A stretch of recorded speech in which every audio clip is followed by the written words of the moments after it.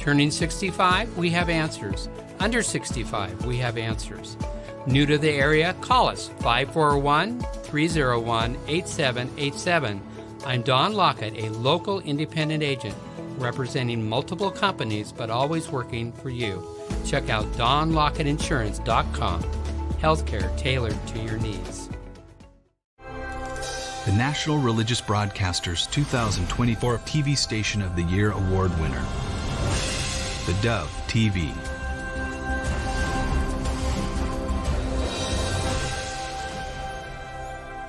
You're watching theDove TV, encouraging and informative for Monterey and the Central California coast. Seen on Channel 14 and these Dove TV affiliates.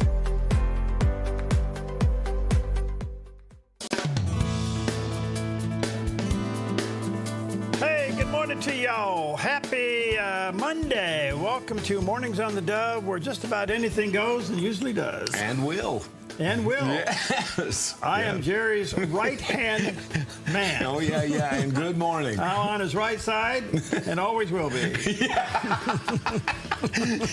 Yeah, literally. But we're not sure about figurative. Well,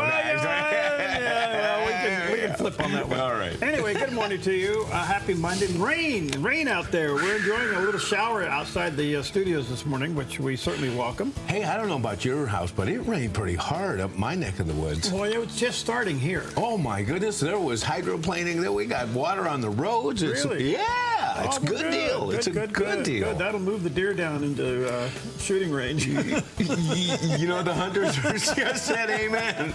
It also quiets things out in the forest. It sure does. Yeah. Anyway, good morning to you. A lot going on in the news this morning, and if you haven't been to a McDonald's lately, we're going to take you to one. Whoa. Yeah, kind of interesting. Oh, my word. And the Ducks are pretty happy people these days. Yes, they are. We'll talk about that. Anyway, anything special? Well, and also the Yankees and the Dodgers are happy people. Well, there you go. Who said there might be the Dodgers and the Yankees? About 2 months ago.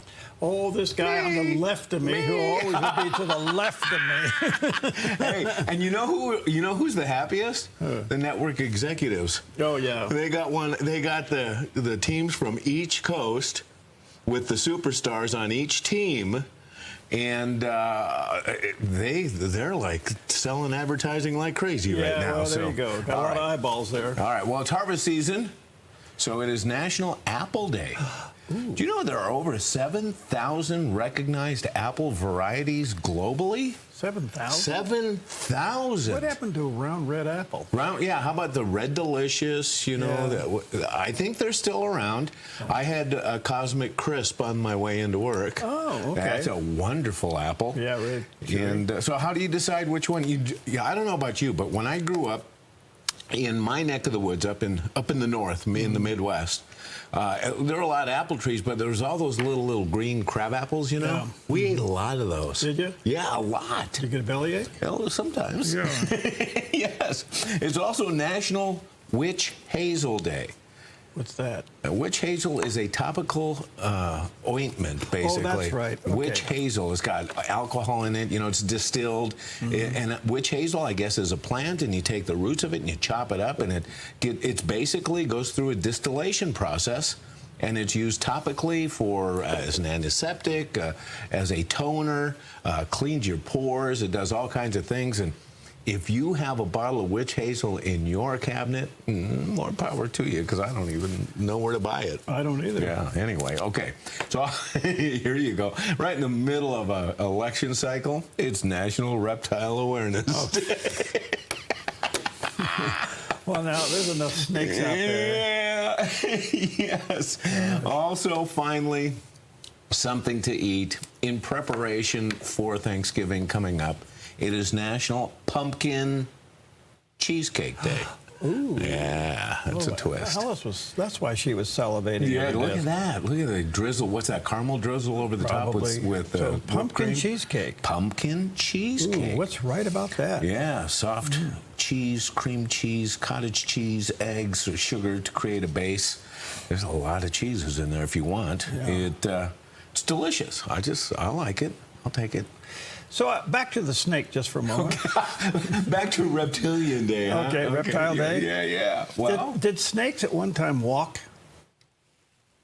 I don't know. Did they? Well, it's a confusing thing because after the curse, they said they were down on their belly. They got put down on their belly.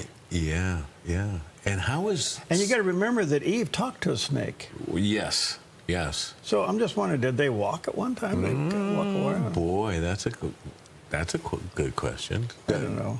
Is all that- you theologians, all you pretend theologians out there, you can answer Was that rhetorical? Do you have an answer for that? I don't. No, I don't. It was always curious to me because I guess at one time Adam and Eve could talk to everything. Everything had a conversation. Oh, yeah. Okay, so, but now that didn't happen. And then it's kind of like, the snake was cursed and had to spend the rest of its life being on the ground. Yeah, and, the term snake in the grass, not a good thing. No, a snake in the grass is like a lost ball in the weeds, which describes some candidates out there. Lost in the tall weeds. Yeah. I love it. Yes. All right. Yeah. All right. Good morning to you. Hey, by the way, did you get your ballots over the weekend? Mm-hmm. Okay, so they're in the mail. Yep. The only thing I can say is read your voters pamphlet. Don't panic because it doesn't have anything. I remember this was printed quite a while ago. Yeah. We do have some voters guides. This is put out by the Oregon Family Council if you want some of those. Do your homework, folks. Do your homework and read this stuff. God gave you a brain. You can make a decision. Yeah. All right, let's take a look at the guy that's neither left, right, he's just down the middle. He's just... With an active front moving across the top of our region, today in northern Oregon and southern Washington, showers with the possibility of thunderstorms and daytime highs in the upper 50s for Vancouver, Portland, and McMinnville, and near 60 in Wilsonville. Continuing down the Willamette Valley with rain and the possibility of a thunderstorm and daytime highs near 60 for Salem, Albany, and Corvallis, and near 59 in Eugene, with lows tonight in the low to mid 40s. In central Oregon, rain then mostly sunny and 60 in Prineville. A chance of rain and breezy with daytime highs near 55 in Bend and near 53 in Sun River. Over in Boise, Idaho, partly sunny and near 70. Along the Oregon coast, rain in low 60 for Coos Bay and Port Orford. A chance of showers in low 50s in Brookings. In Crescent City, California, rain likely with a high near 60. In southern Oregon, a chance of showers and mostly sunny in mid-60s in Grants Pass and Medford and near 60 in Ashland. In the Klamath Basin, a chance of showers and mostly sunny in low 60s. Into Northern California, a chance of showers and mostly sunny in mid-60s in Wairika and near 74 in Redding. Sunny skies in Chico with a high near 76 and Sacramento near 77. In the Bay Area, patchy fog, then sunny and 75 in Santa Rosa, becoming sunny and near 74 in Napa, decreasing clouds and becoming sunny in San Francisco with a high near 69, and today in San Jose, sunny and near 77. It's a look at your Monday weather on the Dove. Okay, there you go. And it's raining out there right now, so we'll keep her about an hour and a half away from a sunrise, and we are, a week away from the time change.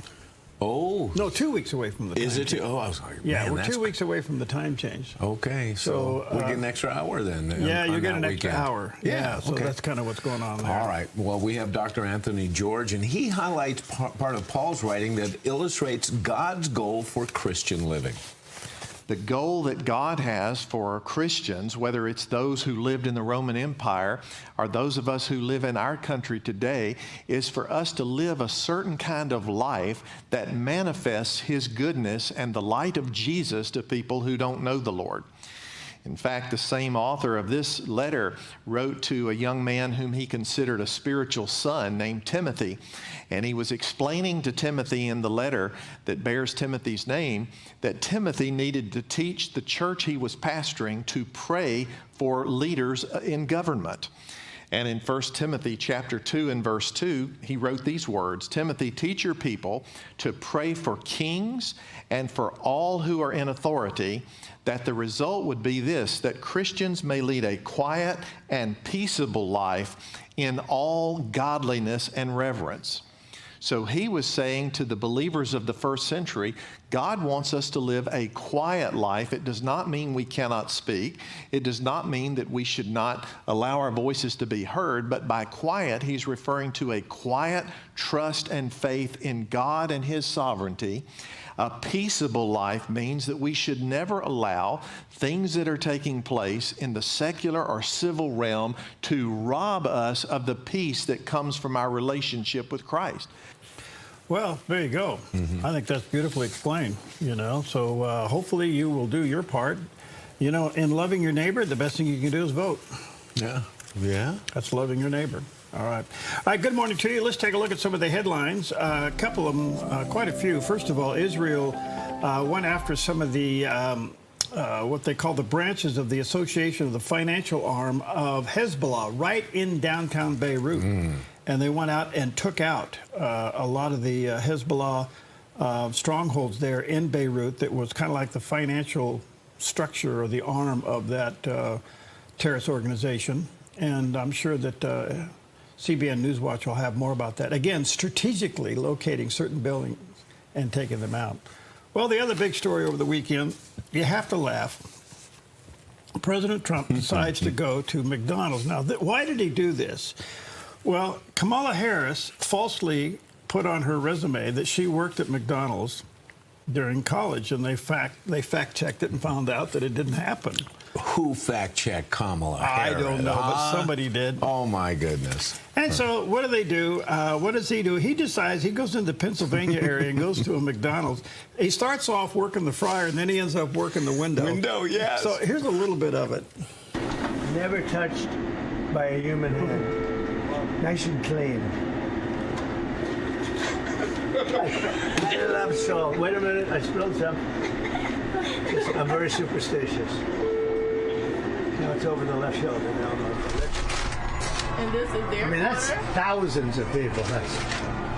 Hello, how are you? What a beautiful woman. Look at a beautiful child to hold. It's like the perfect looking person. That's good. That's your compliments. Thank you, darling. Thank you. Hi, Mom. Good luck to Look you. at Mom over there. Thank you very much. Thank you, darling. You have a great mom? Good or great? That's right. She knew what to say. Thank you very much. Thank you, darling. Wow, so nice. All right, you're doing a good job. Okay, these are nice people we're meeting, huh? Yes, and this is, go ahead. So your hands won't be too heavy. Got it. Larry, look at this guy. I'm not going to mess with him, huh? How you doing, You sir? look fantastic. Hello. This is my new baby boy. How are you? Your new baby. How are you? Doing great. Kids, how are My you? niece. So this is compliments of me, okay? All right. You go have a Thank good you. time. Don't eat too much, right? I won't. You have a great day, Thank sir. you, man. You take care. Thank you, honey. Have a good time. Thank you. It's cute. This is fun. I could do this all day. I wouldn't mind this job. I like this job. I think I might come back and do it again. Thank you. It's Kamala's birthday? She's 60 years old? Yes, I would say happy birthday, Kamala. She's turning 60. Did you get her some fries? I think I'll get her some flowers. Maybe I'll get her some fries. You're right, that might be. I'll give her some McDonald's. I'll get her a McDonald's hamburger. No, it is her birthday. That is true, right? Happy birthday, Kamala. Happy birthday. See you later. Bye. Thank you, everybody. There were thousands of people across the street. Yeah. Thousands lined up to watch this. Now, I don't know how. Can you imagine being in line for that? No. No. And the security for that? Yeah. How But do they handle something like that? I don't know, but you got to admit, that is pretty funny. Well, this morning, he doesn't stop. He goes to a barbershop in the Bronx this morning. Yes. And it's a barbershop. Looks like they have about 6 chairs in there, maybe more, maybe 8. Oh, okay. And they're all filled with guys, getting a haircut. And he comes in and sits down with the shop owner and starts talking to guys getting their haircut. It's pretty funny. It is. I saw that on the screen when I came in. I thought, does this guy sleep? Apparently not. Whoa. But anyway, there he goes. Okay, well, on the other side of the equation, the Harris campaign has announced that it will not be co-seen with President Trump between now and Election Day. They have decided not to be seen together. Oh. What do you read into that? He's a better candidate than her? You know, you could read that into that. Yeah. Yeah. I mean, he's more substantive than she is. Right. It could be. In spite of all the obvious issues. You know. Well, I will say this: as she's out there campaigning, she does draw some crowds. Not quite the crowd size that President Trump does. But the problem still exists. She can't answer a question. She cannot give a substantive answer to a question, which tells me that she hasn't taken the time to figure out what her own policy will be. She's parroting something else. But anyway, they have decided, I don't know what the reason is, but they have decided as of today, or yesterday actually, that Vice President Harris and President Biden will not be seen together between now and election day. How do you read that? Well, I think I don't want to sound disrespectful. I'm not. I'm just trying to answer your question. Yeah. I don't know if they can afford a double whammy. Oh, yeah. If they put them both up to the microphone and they don't say anything. Right. Yeah. I mean, it's a double whammy. Yeah. And by the way, she's trying to promote herself as a change agent from what she's been a part of. I don't know if that's resonating or not. Do you have any indication of how they're getting along now? I've been hearing that the Biden camp is a little bit perturbed as how this is all playing out now. Yeah, I think is there friction? There's some friction there, Yeah? and I still think the friction's behind the scenes. Yeah. You know, so we'll see what happens. But look, when you got the news saying she's losing, and then you got the late night guy saying, Kamala, you only have one chance to get this right. Don't blow your next interview. I mean, this is the left telling the left what to do. But, you know, at the end of the day, this is all that the Democrats had to put up. You know, I don't know. But let me ask you this. To me, this. they had other choices. Yeah, well, yeah. Well, first of all, they didn't give their base any choice in this. So as we see, it appears that Donald Trump is gaining more momentum. Are there any undecideds out there anymore at this point? Yes. Are there? Yeah, and I think it's representing between 5 and 7%. Oh, wow. So that is a factor. That's big, actually. Yeah, it is. Yeah. And so I think you have to wait and see how this goes. But what he has done, by going to McDonald's, I mean, that was just hilarious. And it does make a statement. Then he goes to a barbershop. Okay. Yeah, seemingly in enemy territory. Well, he goes to Madison Square Garden this week. Yeah. Okay, so he's in the Bronx. Right. I mean, what if he flips New York? That would flip people on their heads. I'm beginning to think it's a possibility because New York can't be happy with what's going on there. Yeah. Yeah. You know? I don't know. It's awful blue, don't get me wrong. It is, and there's so much team voting going on. I'm seeing it on social media. Man, it's like cheering for your team. It's like there's nothing about substance. There's nothing about anything other than go, team, go. Yeah. Yeah. Okay, well, we'll see what happens. 16 minutes past the hour. We'll take a quick go, team, go break.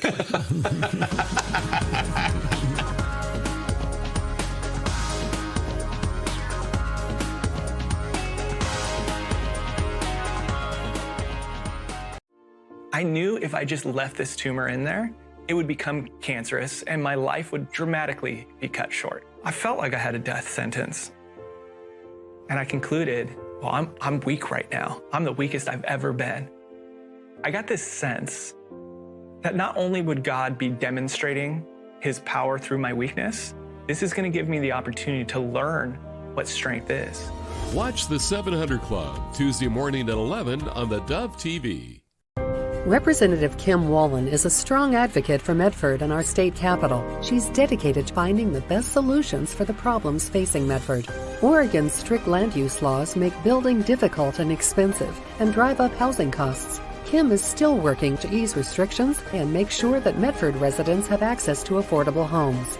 I'm Kim Wallen, and I would be honored to continue serving as your state representative. For a thriving Medford, vote for Kim Wallen. Paid for by Friends of Kim Wallen. I'm Ashley Carrasco, reporter for the Dove Radio and TV. Tune in weekdays 6 to 8 a.m. and watch for my reports on Mornings on the Dove. I cover everything from news events around our region, health topics, to local ministry efforts to serve our communities and spread the good news of Jesus Christ. The Dove is news you can trust.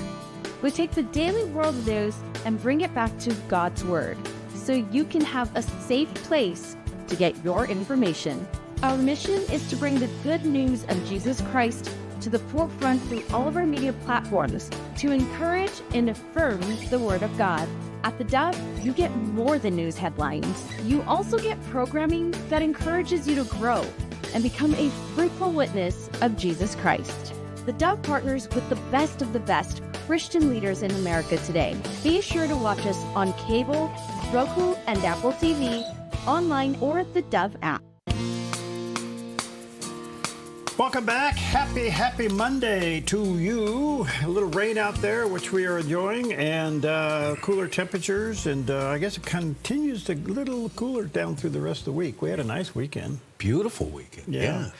Well, listen, all you quackers ought to be pretty happy because Oregon soars to #1 in the spot of the Associated Press rankings, first time since 2012. And they became the 4th team this season to hold the #1 ranking.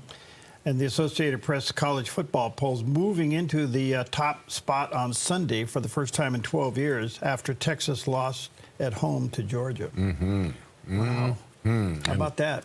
Yep, and the Ducks traveled to Purdue on Friday night and took care of business there. People were worried a little bit about a letdown because they had such a huge win over Ohio State, but they traveled well and they won 35-0. I'll tell you what, that's one huge of the win. That was 1 point, but it was a win. 35-0. Yeah, that's huge. Yeah. And plus, the big thing about this is Oregon's always been known for a high-powered offense, but boy, are they playing defense. I mean, they shut out Purdue at home. And so a big day for the Ducks. They traveled well, and here we go, back in the #1 spot. And, of course, you know what that means. Yeah. Everybody's gunning for you. Every time you take the field now, somebody's was looking for you. So here we go. It's a good time. Well, congratulations, you guys. The other story is, it's a beautiful thing. The Klamath River salmon have been spotted at the very top for the first time in decades, actually swimming up some of the streams above the dams and spawning. Wow. There they are. How about that? Now, this is pretty amazing. Yeah. Now, the dam removal, extremely controversial, and I won't go down that road. But less than 2 months after the final removal, free-flowing Klamath River, the salmon have made their way upstream to begin spawning and have been spotted in some of the Oregon tributaries for the first time. Isn't that amazing? You know, it's amazing how hardy salmon can be when you give them half a chance, and they'll get upriver. So here's the question. All right, we know that it's a natural thing for them to do this, but they haven't been able to go past those dams for decades, and yet they know where to go. Yes, it's ingrained. Can you tell me how that works? God put that in them. Okay. Yep, He ingrained them. They got some kind of, you know, I've been reading that it's an actual odor or scent or something that comes from their river that sends them back to that point of origin. Well, there they go. Yeah. This is a big deal. Yeah, that's great. That river is slowly clearing up after all of the removals, and then the tribes have gotten together with a seed campaign to plant the habitat alongside. And in spite of all this good news, that still remains a controversy in some circles, doesn't it? Well, you know what? You can be upset about it all day long. It's done. Now what are you going to do? Yeah. You might as well understand that it's done. And one of the big things about all this was the fish migration, and this proves the point. Yeah.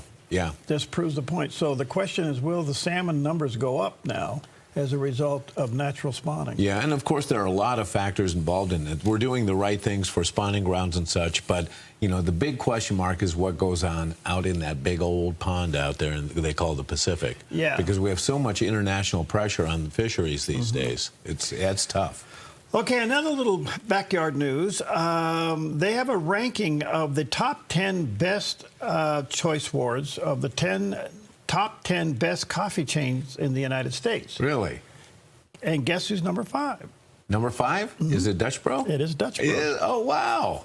They began in 1992 after the co-founders Dane and Travis Boersma, started. You know, they were a couple of dairy boys. Started it literally on a push cart alongside the railroad tracks, and today it's number 5 coffee roaster in the United States. Wow. Caldi's coffee, is that right? I don't know. Am I saying that right? Let's see. Caldi's, yeah, Caldi's. Number 1. Yeah. Joe's Coffee, based in New York. Oh, Joe. Yeah. Do you know Joe? No, I don't know Joe. I don't think it's the Joe we're thinking about. I don't either. Joe's. Pete's Coffee is there. Pete, yeah. I had a cup of Pete's coffee this morning. Did you? Yep. Guess who's number 7? Below the top 5. Starbucks? Yes. No kidding. They're not in the top 5. Really? Yeah. Oh, that's interesting. And I think there's a lot of reasons for it, and I won't go down that road, but congratulations, Dutch Bros. Yeah. That's pretty good. I mean, now, they've moved a lot of their operation to Arizona. Oh, really? And some of their operations still here in Grants Pass, but they've grown significantly across the country. And but anyway, a little bit of coffee snob news. Oh, who could ever be snobby about coffee? Well, I can name a couple of names. Yeah, I think so. Okay. But anyway, congratulations, you guys. All right, let's take a look at the satellite image. Here's what's happening. We do have some systems over the top of us. This is so Leon-ish. Yeah. And because he said they come right for the dividing line between California and Nevada. Yeah. And that's exactly what's happened, and they usually split. And last week, that swirl was over the top of us. Now it's slamming right into us. Yeah, so we got some rain going on as we speak today, and cooler temperatures through the rest of the week, which should probably dry up the rest of the leaves and throw them on the ground. Absolutely. By Wednesday, we're going to be mid-50s. How about that? How about that? Okay, well, so what are the latest polls revealing in the presidential race? Well, it depends on which one you read. Well, you know what? That's a great point, because I have a news page up in front of me, and I get conflicting polls on some of these things, depending on which organization is posting it. Yeah, it's all push polls. It's kind of confusing, but on Newsmax's America Right Now, Texas Senator John Cornyn discussed Republican strategy for the upcoming election and the trends that polls have revealed. The fact is that President Trump is peaking at the right time, and all of our Senate candidates are very close to President Trump in terms of their polling. They're not as well known, but that gap should close. And the fact is that the people who are voting for President Trump are not likely to vote for the Democrat for the Senate. What we need to do is make sure they vote in all of these top races, not just for President Trump. But if we see that that happen, the sort of voter turnout we're seeing, the positive polling and the trend numbers look very positive toward the likelihood, the probability of having a Republican majority in the Senate. President Trump's going to need a Republican majority to work with. Now, these polls are very close. We know the polls can be a little misleading, and they're a snapshot and maybe indicate some trends. But to me, the most positive thing for President Trump and our Republican candidates for the Senate is the trend. And here we are roughly 19 days before the election, and the numbers seem to be heading in a positive direction. And as far as Kamala Harris and Democratic candidates, I would be worried if I were them. Well, apparently they are. Again, I think if you just look at conventional wisdom, if the Democrats, and in particular, Vice President Harris was winning significantly in any poll, all of the websites would be waving that flag loud and clear, and it's just not happening. So they're still doing Trump bashing. Yeah. And so Trump bashing is an indication that, she's not doing well. And I don't know, the vote down is going to be critical, especially in the Senate votes and the House vote. But you know what's interesting? I think he makes a good point. Can you tell me one Senate race and House race that you've noticed? No. See? It's been eclipsed by the top two. Right. I have a question for you. Are Trump supporters becoming more vocal? I remember a story in an instance that happened in the 2016 cycle against Hillary Clinton. And we see that Donald Trump has outperformed the polls. And especially in that situation, all the major polls were wrong in it, but there was a minor poll that had it right on the money, and they had discovered during the campaign cycle to change their questioning in the poll, because they found that Trump supporters were reluctant to say, I'm going to vote for him, to the pollsters. So they asked a question. They said, who is your neighbor going to vote for? And they were very, very quick to say, my neighbor's voting for Donald Trump. They actually had the numbers right. Are Trump supporters becoming more vocal? Are they standing up more? Or do we still kind of see those sleeper supporters out there who are kind of just standing in the background saying, okay, I'm going to vote for Trump, but I'm going to be quiet about it. You know, that is an excellent point. And I think that what the left has done well is demonize Trump so bad that anybody that's for him doesn't want to be demonized with him. Absolutely. So they're just not going to say anything. Yeah. I'm curious on how this is going to play out. I think you're right. But, you know, there's another thing that's really tough for us to swallow. Remember the red wave that didn't happen? Yeah, that's true.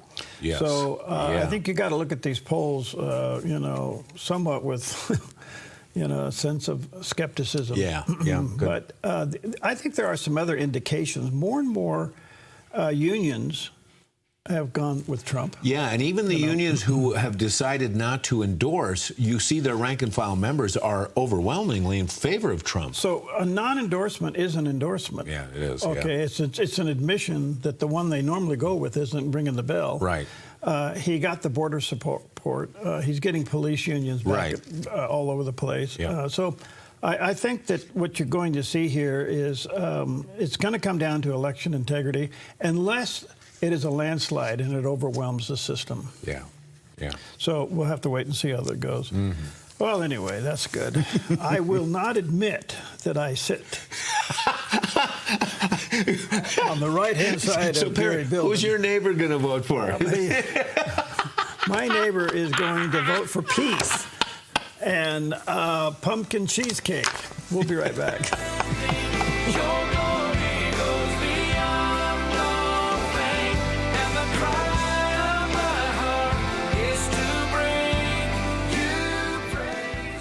Worried that inflation might burst your retirement bubble? I'm Michelle Slate. Lighthouse Financial shines guiding light on retirement, investing, and insurance. Helping you navigate the stormy seas of retirement, Lighthouse stands tall as a beacon of hope, offering you wise counsel and biblically responsible investing. Lighthouse Financial.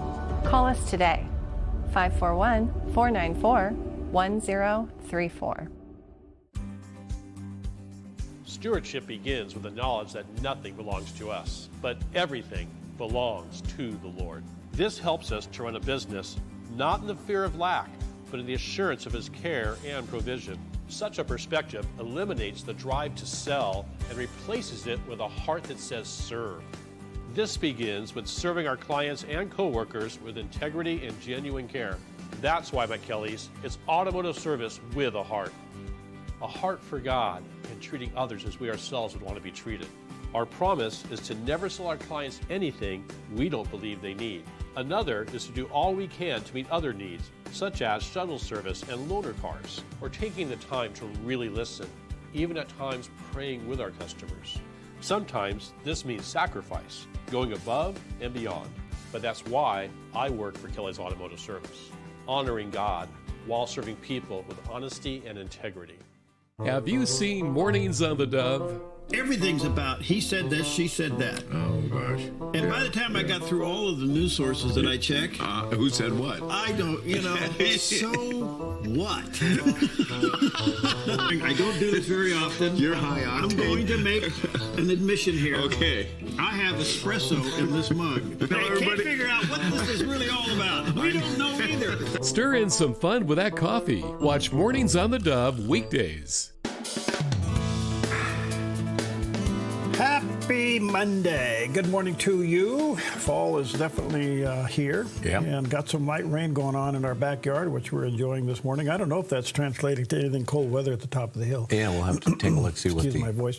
All right, well, let's check in with CBN Newswatch. Quite the weekend with Hezbollah and targeting some of those financial areas. Let's check in with CBN Newswatch and get caught up. This is CBN Newswatch. We begin in the Middle East, where Israel is promising that Iran will pay a price after the Iranian-backed group Hezbollah fired a drone at the home of Israeli Prime Minister Netanyahu this weekend. And Israel is launching strikes on the finances behind Hezbollah's terrorist activities. CBN's Chris Mitchell brings us the story from Jerusalem. Iran is denying it tried to kill Benjamin Netanyahu after a drone struck his private home in Caesarea Judea this weekend. 3 unmanned aerial vehicles penetrated from Lebanon. 2 of them were shot down, and the 3rd hit a building in Caesarea in an attempt to hit the prime minister. Netanyahu and his wife Sarah were not home at the time. After the attack, he went on social media. And we're continuing our battle with Iran's other terrorist proxies. We're going to win this war. So will something deter you? No. Israel is blaming the Islamic regime in Iran and says it will pay. It's already expected to retaliate soon for Iran firing 181 ballistic missiles at the Jewish state on October 1st. In the aftermath of the elimination of Hamas leader Yahya Sinwar, hundreds of Hamas terrorists are shown surrendering in this video from the northern Gaza Strip. Israel sent thousands of leaflets encouraging Hamas terrorists to surrender, and the former CEO of SodaStream offered $100,000 in safe passage to anyone releasing a live hostage. A top Hamas official says the terror group isn't giving up and insists no hostages will be freed till the IDF leaves Gaza. The Hamas movement will continue with the covenant of the founding leaders. That covenant, outlined in the Hamas charter, calls for exterminating all Jews in Israel and wiping out their nation. He said Hamas will keep trying to commit mass slaughters like October 7th. Meanwhile, in Lebanon, the IDF is pummeling Hezbollah infrastructure, training bases, tunnels, and says it won't stop. So far, more than 1,500 Hezbollah operatives have been eliminated. We are not stopping. We are at war and attacking all the places that Hezbollah uses for terrorism. Overnight, the IDF targeted Hezbollah financial institutions to rob the terror group of its economic oxygen. In the U.S., presidential candidate Kamala Harris is rejecting the claim. She believes the IDF is committing genocide in Gaza. During a campaign stop, she responded to a pro-Palestinian protester who accused the administration of not speaking about genocide. She said, "What he is talking about, it's real, and I respect his voice." Former Israeli Ambassador Michael Oren called what Harris said a very dangerous precedent, and was the first time that the White House has been linked to a libel that threatens Israel's legitimacy. Chris Mitchell joins us now from Jerusalem. Israeli politicians are promising that Iran will pay a price for the Hezbollah drone against Prime Minister Netanyahu. What are they saying, and how might Israel retaliate, Chris? Well, Lori, they're holding Iran responsible for that, even though they're denying it. Hezbollah is their proxy, and they wouldn't likely do anything without Tehran's approval. Defense Ministry Yoav Gallant said that the attack was against the state of Israel itself, and it's against its government symbols, and they will continue to attack anti-terrorist actors. The Speaker of the Knesset, he said Iran has made a big mistake, and he also asked it about humorously that Iran will be sorry flying a paper airplane, much less a drone. Ben Gvir, one of the ministers here in the government, said that Israel won't give up until there's complete victory in Gaza, Lebanon, Judea, and Samaria. And others said Iran really is crossing a red line. And they said the end of the brutal Iranian regime is closer than ever. Now, how they would respond, it's possible they may go after Khamenei itself. At least that's the speculation of some people here in Israel, since Iran apparently has gone after the leader of Israel. So Israel's plans to attack Iran were reportedly leaked over the weekend. How seriously is this being regarded in Israel? Very seriously, Lori, a very serious security breach. The plans were leaked on a Telegram channel that apparently supports Iran. The Pentagon saying it's investigating, and if it's true, then the FBI will likely be investigating as well. It included operational plans of Israel's attack on Iran. It had satellite photos, apparently, or information about how Israel would be moving munitions. But right now, it seems like they won't be attacking the nuclear sites. They've been talking that they won't be doing that even before the security breach, or the oil facilities. But it is clear that they may be attacking many military sites and directly attacking the strength and the infrastructure, the institutions of the regime itself. Well, regime change, I think, is one of the options on the table, if not one of three. It's hard to figure out what's going on now. There was a leak over the weekend, and Netanyahu came unglued. Apparently, he has shared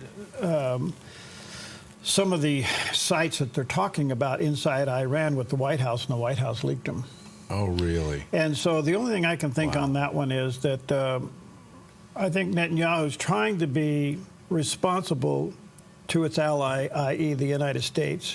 But at the same time, they have an administration that's not being responsible back. Right. So he may be saying, all right, I'm not sharing any more info with you guys.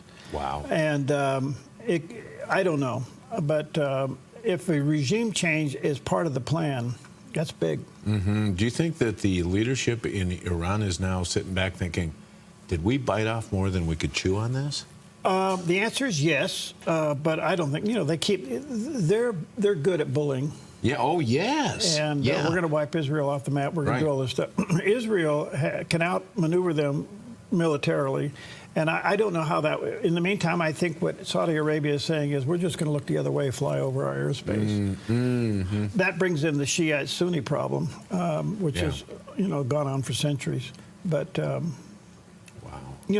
what, 90% of the people in Iran want a regime change? That is amazing. Yeah. Why? Because it wasn't too long ago they had access to the internet and the outside world. Right. They know they're living under a dictatorship. Absolutely. Yeah. Okay, well, here's a guy that will never agree to anything that he doesn't agree with first. With an active front moving across the top of our region, today in northern Oregon and southern Washington, showers with the possibility of thunderstorms and daytime highs in the upper 50s for Vancouver, Portland, and McMinnville, and near 60 in Wilsonville. Continuing down the Willamette Valley with rain and the possibility of a thunderstorm and daytime highs near 60 for Salem, Albany, and Corvallis, and near 59 in Eugene, with lows tonight in the low to mid 40s. In Central Oregon, rain then mostly sunny and 60 in Prineville. A chance of rain and breezy with daytime highs near 55 in Bend and near 53 in Sun River. Over in Boise, Idaho, partly sunny and near 70. Along the Oregon coast, rain in low 60 for Coos Bay and Port Orford. A chance of showers in low 50s in Brookings. In Crescent City, California, rain likely with a high near 60. In southern Oregon, a chance of showers, then mostly sunny in mid-60s in Grants Pass and Medford, and near 60 in Ashland. In the Klamath Basin, a chance of showers, then mostly sunny in low 60s. Into Northern California, a chance of showers, then mostly sunny in mid-60s in Wairika and near 74 in Redding. Sunny skies in Chico with a high near 76, and Sacramento near 77.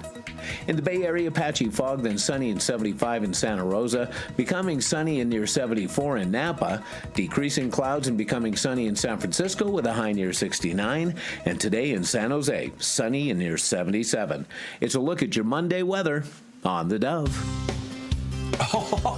Oh, is that snow? That is snow on Mount Ashland, and that's at the Lodge. Oh, gosh. Woo! Thank you for bringing that shot. Oh, it just makes me feel even more energetic on a Monday morning. Look at that. Look at that. Pam, you can ask for anything today and get it. Today's the day, Pam. Go ahead, ask for it. Get it. Oh, man. Oh, things are shaping up well. So, okay. It's been said that they don't make movies like they used to. That's true. That is true. And here's an example of it, as it was on this day in 1964 that the movie My Fair Lady premiered in New York City. In the bustling streets of London during the early 1900s, a flower girl named Eliza Doolittle, portrayed by the enchanting Audrey Hepburn, dreams of a better life beyond her humble beginnings. Her journey begins when she crosses paths with Professor Henry Higgins, a phonetics expert played by the charismatic Rex Harrison. In a whimsical twist of fate, Higgins wagers that he can transform Eliza into a refined lady, able to speak like a duchess. Their delightful yet tumultuous relationship unfolds in lavish settings, filled with unforgettable songs like I Could Have Danced All Night. I could have danced all night. I could have danced all night and still have begged for more. And The Rain in Spain. The rain in Spain stays in the plain.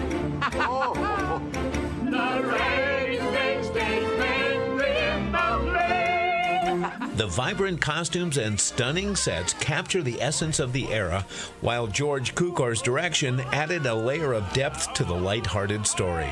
When My Fair Lady premiered in New York City, it captivated audiences and critics alike. Winning 8 Academy Awards, including Best Picture, the film is on the American Film Institute's list of top 100 films of all time and is number 8 on its list of the greatest movie musicals. Well, bring back the good old days. Yeah, just bring back the innocence of all that. The costuming, the sets, it was just rich and lush and beautiful. And great music, too. So, can you change that song that the snow falls mainly on Mount Ashland? Boy, now I got to start thinking about that one. I don't know. Okay, well, in the meantime, Matthew Emerson from Crossway discusses why it's imperative that Christians get the doctrine of the Trinity right. So there's a few ways to answer that question. And I think a lot of people want to answer that question firstly with something that's important, which is if you don't get God right, you are you're teaching heresy, you're misleading people. All that's true. That's important. That's a reason to get this right. If you don't get it right, you're going to mislead yourself, you're going to mislead other people. But there's a more positive way to talk about that. And getting the doctrine of the Trinity right is important because that helps us to worship the God that we love.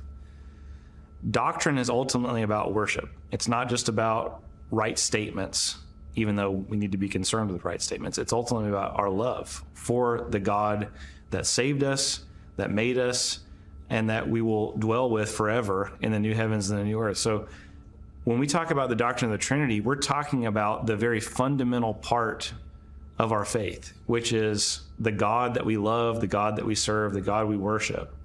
And that's a positive reason to speak rightly about the doctrine of the Trinity.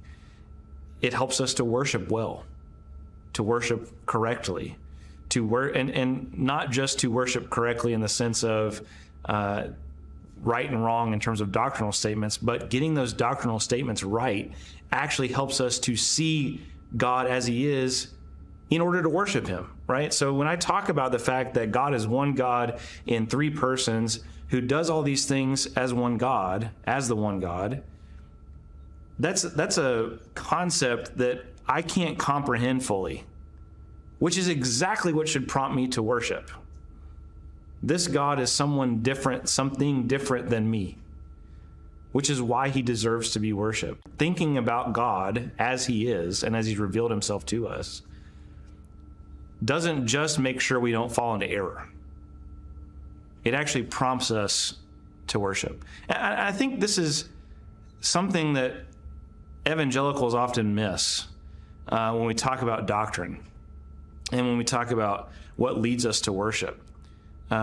We often talk about right doctrine and right worship in such a way that it's really more about making sure we don't fall off of this cliff or that cliff doctrine. That's important, right? But there's this positive movement towards God to push us towards worshiping the triune God. In terms of worship, we often focus on the benefits of salvation when we worship, right? What Christ has done for us on the cross, and therefore I'm saved, I'm redeemed, I'm not condemned. And all of that's true, and all of that's good, and that's a reason to worship. But even more fundamentally is the fact of who God is. Okay, I realize that's a little heady this early in the morning. Oh, boy. But, there's an interesting thing, because when you deal with Dr. George Barna and all the statistics come in, why Christians don't vote, why Christians are sliding, why wokeness is taking over the church. Yeah. I think it can be pointed to one simple thing, and that is that once somebody is born again, they've never been explained what happened to them. And here's the thing. You got Father, Son, and Holy Spirit. Mm-hmm. The Scripture says that we are the only thing that God created in his likeness and his image. Mm. We have body, soul, and spirit. Mm-hmm. Father, Son, and Spirit. Until you understand the alignment between the Trinity and how you were created as a human being, you'll drift. And it's one of the key things that people are never taught when they're born again. You know what? And they left fighting the world and end up in a Romans 7. That was really good. Everything I say is good. I like that. That was really good. Well, you got to think about that. And I didn't really understand that until my first 2 weeks in Bible college. Oh. I about jumped out of my chair. Now it made sense to me. Yeah. Okay? Yeah. So anyway, there's just some fundamentals in that. All right. I like it. For $1 million, I'll come teach it at your church. I'll be right back.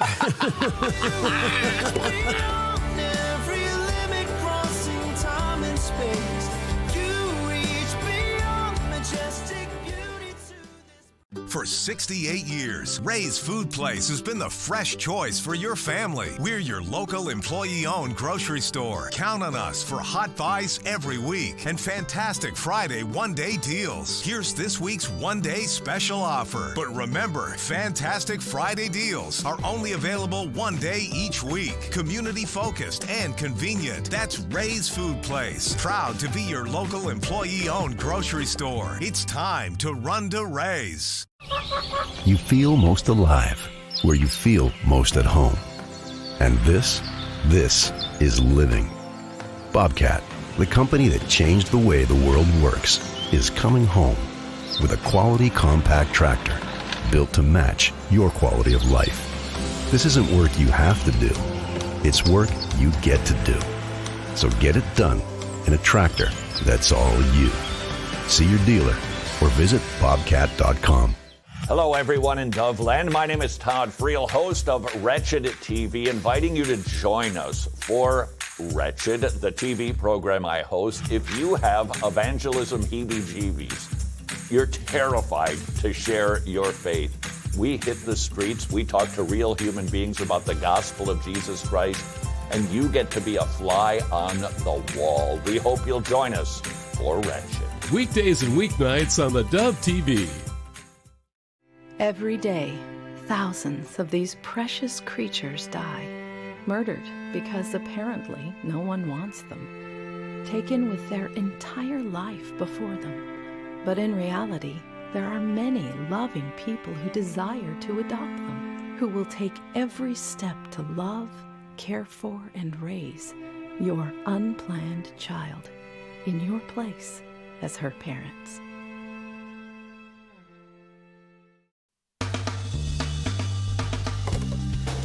Okay, welcome back. Happy Monday to you. Listen, we track things all over the place, and Christian television in the Middle East, and the Christian TV channel in Arabic Al Akita broadcast an audio recording said that the Kuwaiti crown prince stating that he converted to Christianity. What? Yeah. What? So here's more on that by what they call the Followers of Christ News there on YouTube.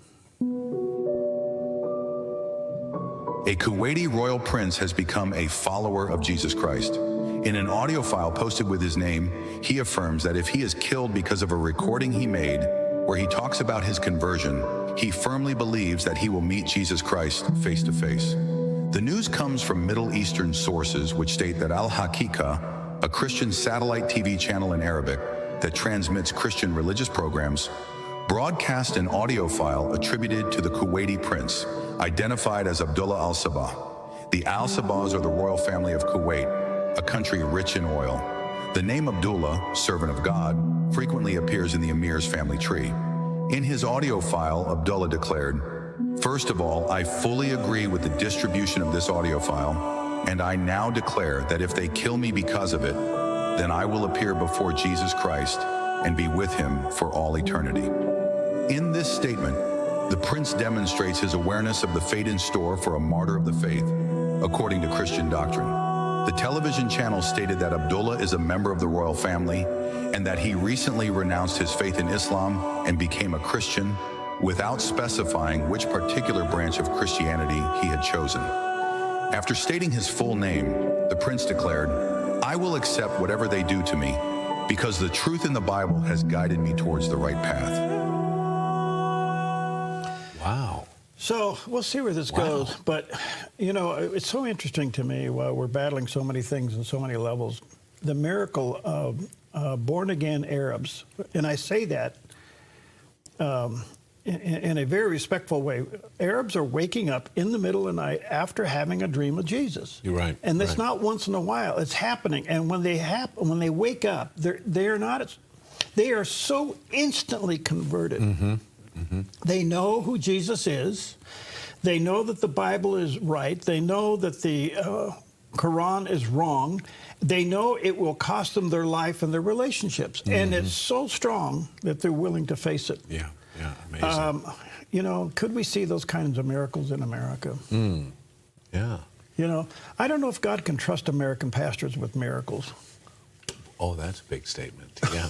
I say that respectfully because I believe in miracles. Yeah. But we end up turning it into a movement and sell T-shirts and books. Yes. You know. Yep. And so I know that sounds harsh, but the point being is when you hear a miracle like this is the miracle of all miracles when somebody's life is radically changed by an encounter with Christ. The biggest miracle you'll ever face in your life is the born-again experience. Yep. So anyway, it's called My Body, His Life.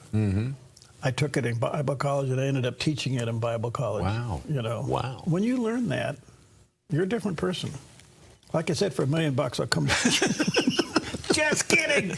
I don't need any more problems out there. Anyway, I got some great guests coming up in a little bit. Okay, well, if you're a bird watcher, there are a number of new smart bird feeders out there that will allow you to get close up and personal with your favorite birds.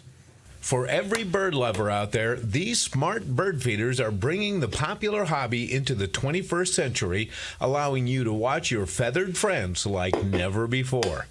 With the Christmas shopping season just about upon us, with its songs about turtle doves, French hens, and calling birds, here's a great gift idea for the bird watcher in your life.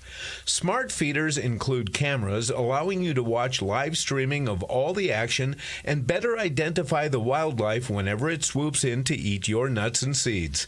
Many use AI to offer identifications of the birds you see, some up to 11,000 different species, bolstering your own knowledge and ability to identify the different birds in your yard. Some are solar powered, but all include a camera mounted in the glass of the feed reservoir and a platform beneath to ensure winged visitors are always in the picture frame.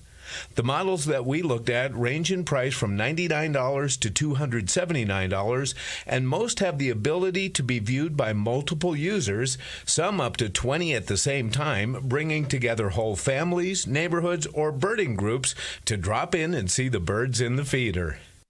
How about that? I like it. That is cool. So what do you do with a bird that you don't want? Could you give it a special... A zap? Oh, wait a minute. I mean, when a woodpecker comes in there, you know. Or a squirrel. Or a squirrel. Yeah, you can have a little... Oh, now there's an addition. We could market that. Just a little zip. You don't want to kill it. You just want to give it a headache. Do we have a verse? Oh, yeah. Let the peace of Christ rule in your heart, says, as members of one body, you were called to peace. And be thankful. Hallelujah. Amen. Right. Yeah.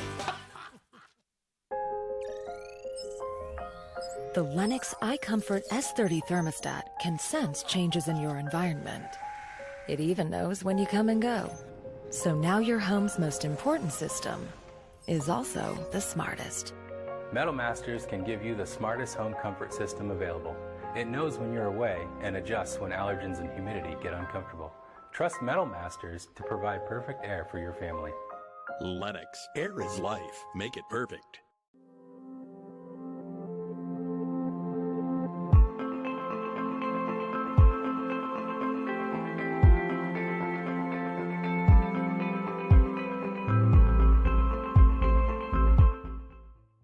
Hello, my name is Todd Friel, host of Wretched TV, seen right here on Dove TV. Some people say Wretched. That's a perfect name for the contents of the TV program I host.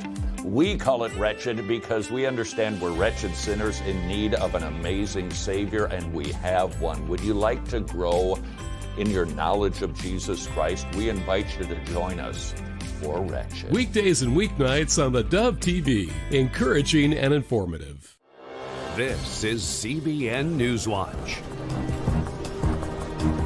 Watch breaking news, exclusive stories and programs, incredible news reporting. We show you what's happening in the world and how you can pray about it. This is CBN Newswatch, because truth matters. CBN Newswatch, weekdays at noon on the Dove TV.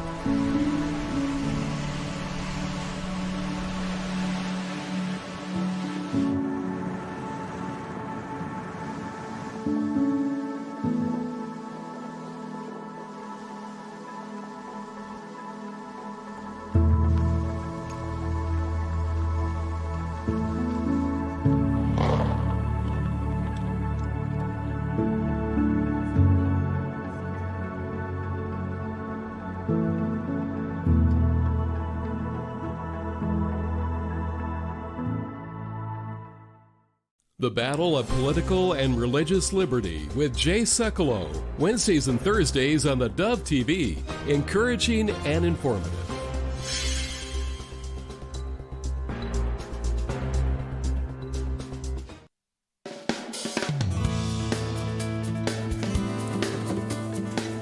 Well, good morning to you. Happy Monday. Welcome to Mornings on the Dove, where anything goes and usually does, and it means it's important. I am the guy that's always on the right side of Jerry, making him look good. Yes, you are. Thank you very much. And good morning to you. A lot going on in the news, and we've enjoyed some rain this morning, which is so refreshing. Yeah. And it has turned to a kind of rain-snow mix at the top of the hill.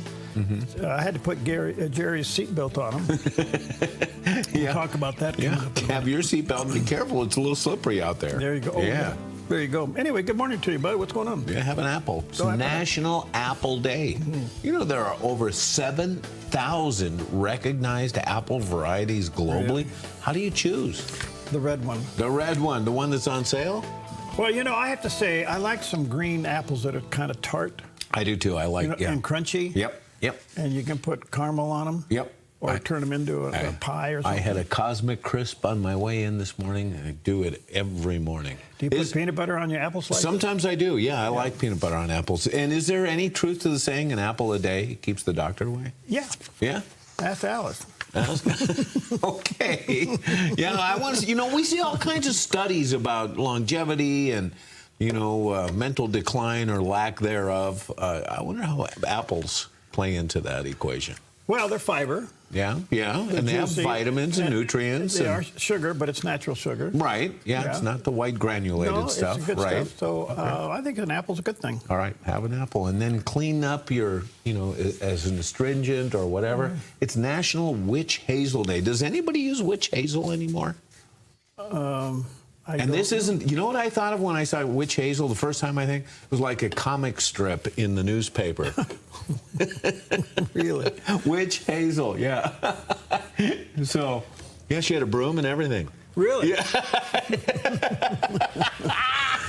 How'd that go? I don't know. Let's move on. It is National Reptile Awareness Day. A perfect thing in the middle of an election cycle. How about that? Reptilian approach. You got to be as smart as a snake, but harmless as a dove. Okay, yeah. But I asked a question earlier. Okay. Did snakes at one time walk and talk? I just don't know. Well, they did talk though, right? I mean, Eve talked to the serpent. Yeah. And then they were cursed and put on the ground. So that suggests at one time they were walking around, or stood up. You know. Or stood up. I don't know. I don't know. I'm sure there's some smart theologians. On a reptilian awareness, standing up, you know what comes to mind for me? The Geico Gecko. Oh, poor guy. I know. I always want to put some pants on him. No, you don't. Don't you? You heard it here first. Well, poor guy. Oh my goodness. I was not ready for that one. Okay. next? National Pumpkin Cheesecake Day. Pumpkin cheesecake. Well, there you go. It's good. It's a nice way to end this segment. Oh, my goodness. Okay, here's the guy that always has his pants on. He does the weather here. With an active front moving across the top of our region, today in northern Oregon and southern Washington, showers with the possibility of thunderstorms and daytime highs in the upper 50s for Vancouver, Portland, and McMinnville, and near 60 in Wilsonville. Continuing down the Willamette Valley with rain and the possibility of a thunderstorm and daytime highs near 60 for Salem, Albany, and Corvallis, and near 59 in Eugene, with lows tonight in the low to mid 40s. In Central Oregon, rain then mostly sunny and 60 in Prineville. A chance of rain and breezy with daytime highs near 55 in Bend and near 53 in Sun River. Over in Boise, Idaho, partly sunny and near 70. Along the Oregon coast, rain and low 60 for Coos Bay and Port Orford. A chance of showers and low 50s in Brookings. In Crescent City, California, rain likely with a high near 60. In southern Oregon, a chance of showers, then mostly sunny in mid-60s in Grants Pass and Medford, and near 60 in Ashland. In the Klamath Basin, a chance of showers, then mostly sunny and low 60s. Into Northern California, a chance of showers, then mostly sunny in mid-60s in Wairika and near 74 in Redding. Sunny skies in Chico with a high near 76, and Sacramento near 77. In the Bay Area, patchy fog, then sunny in 75 in Santa Rosa, becoming sunny and near 74 in Napa, decreasing clouds and becoming sunny in San Francisco with a high near 69, and today in San Jose, sunny and near 77. It's a look at your Monday weather on the Dove. Okay, there you go. It's kind of a little mixture up there. We see some snow. It's kind of like a wet snow.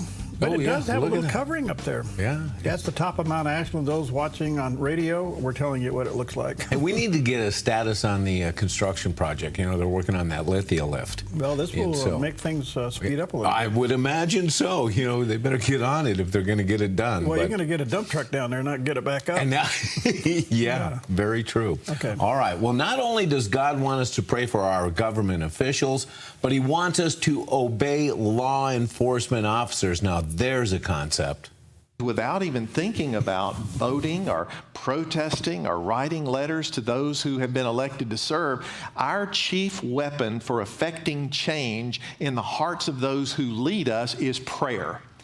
When we pray, we are hitting them with an invisible weapon. That's why we should never consider participating in violence or doing harm to people with whom we disagree. We have a better weapon than that. We have a spiritual weapon of prayer, and the Bible says the heart of the king is in the Lord's hands, and God turns it any way he chooses to turn it.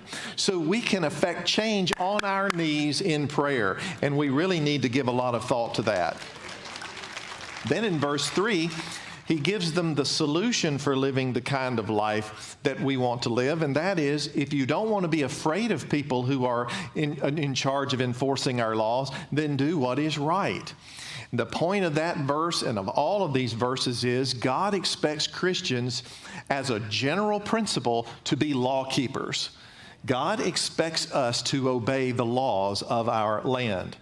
He even describes those who enforce the law as God's ministers in verse 4. Folks, I'm not making this up. You just read it with me. He calls them ministers, which is another word for servants of God. And he says they do not bear the sword in vain. Well, I think there's some real attitude adjustment there, you know. Yeah. And I think he's hitting on all cylinders. Yeah, and you know, I have to say I'm surprised. I watched some of these videos on YouTube about, and a lot of it is from dashboard cams or from, body cams on law enforcement officers. And some of the dialogue that goes on with people who have been caught doing something wrong and have an attitude, and they're going to challenge law enforcement. I think, what kind of an upbringing did you have? Well, I think it's also cultural. Yeah. When the police department has been demonized. Yeah, true. Yeah, good point. And hopefully that will be restored and respect restored for all of that. Yeah. You know, I watched Chuck Swindoll's final sermon at his church there at Stonebriar, and he's retiring from the pulpit at the age of 90. Wow. But there's a lot of things that went on, but there was a little clip when he was talking about people praying like Dr. Anthony George said there, you know, praying does change things. So the question is that Chuck Swindoll asked his congregation one time, or I guess he was speaking to some guys, he said, how long did you pray this morning? Long pause. Double it tomorrow. Oh, yeah. So, how long did you pray this morning? Double it tomorrow. Great point. Okay, let's take a look at some of the headlines. We'll get more on this coming up from CBN Newswatch, but Israel did go after Hezbollah financial groups over the weekend. This is quite a deal. They went right back into Beirut. They targeted some key buildings in there that was the financial headquarters of Hezbollah and took them out. Their strategic intelligence and how they can pinpoint things and put a missile down a chimney is beyond measure. But anyway, they took out some of the financial headquarters of Hezbollah. More on that coming up in a little bit from CBN Newswatch. Well, one of the interesting things over the weekend was President Trump decided to go to McDonald's, not to get the fish fillet, but to serve up. He worked the fryer, what they call the fryer. That's where they do the French fries. Yeah. Then he moved over and worked the window. The primary reason he did this is that Kamala Harris got caught putting on her resume that while she was in college, she worked at McDonald's. Well, it's not true. So he decided to go to Pennsylvania, go to a McDonald's, and go to work. It's pretty funny. Anyway, here's a little bit of the action. Never touched by a human hand. Nice and clean.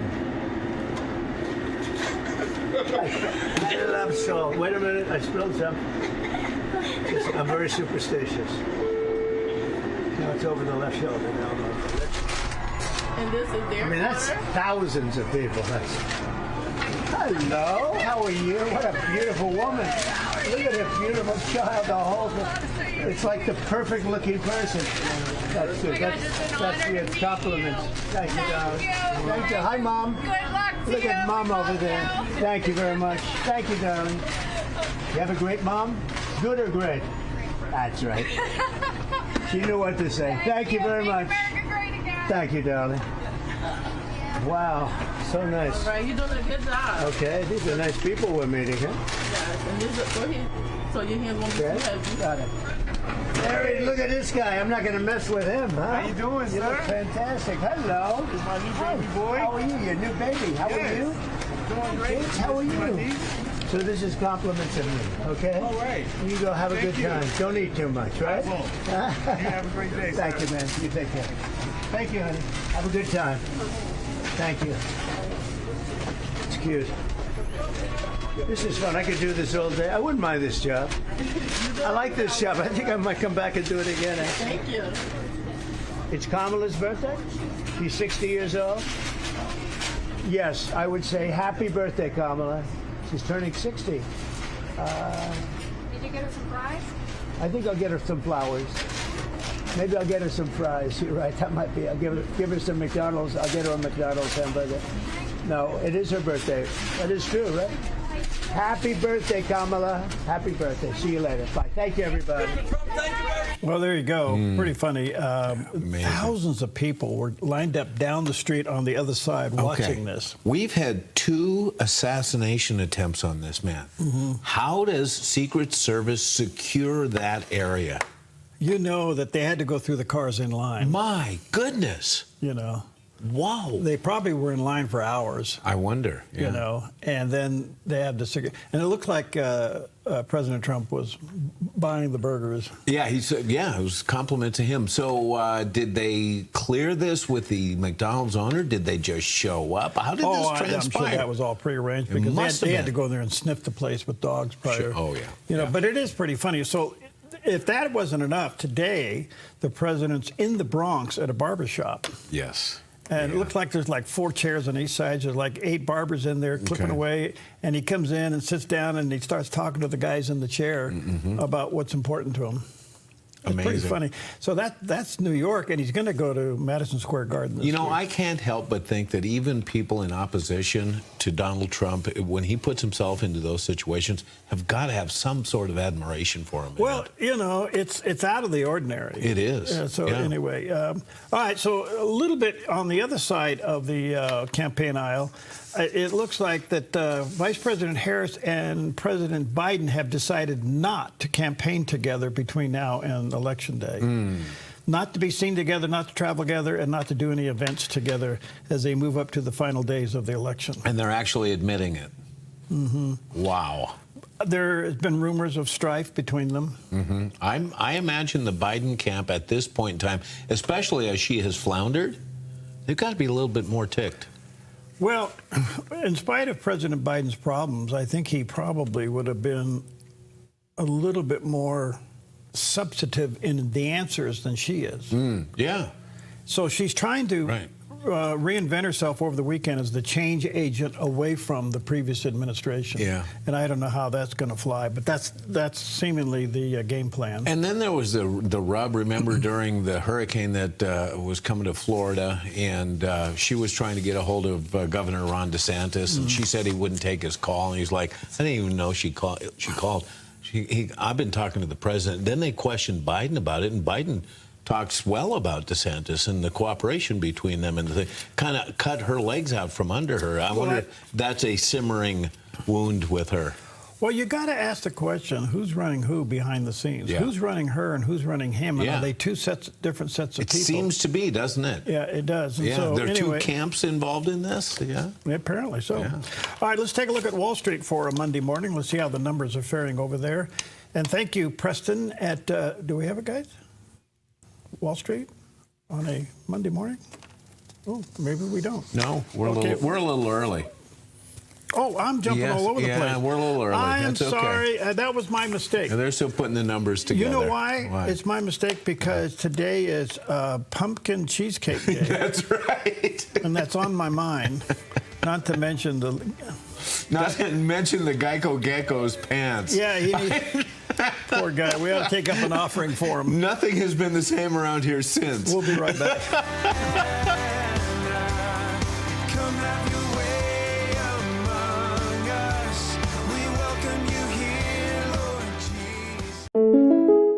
Owning a small business is kind of a big deal. State Farm agent Rory Wold can help you find the right coverage at the right price. Now's the right time to call Rory for a quote.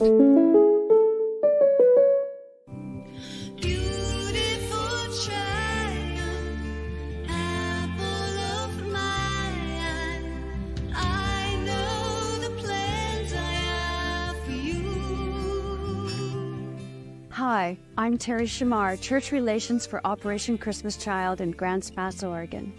I'm here to talk with you today about a unique opportunity to spread the gospel to children throughout the world by sending a shoebox of love and hope.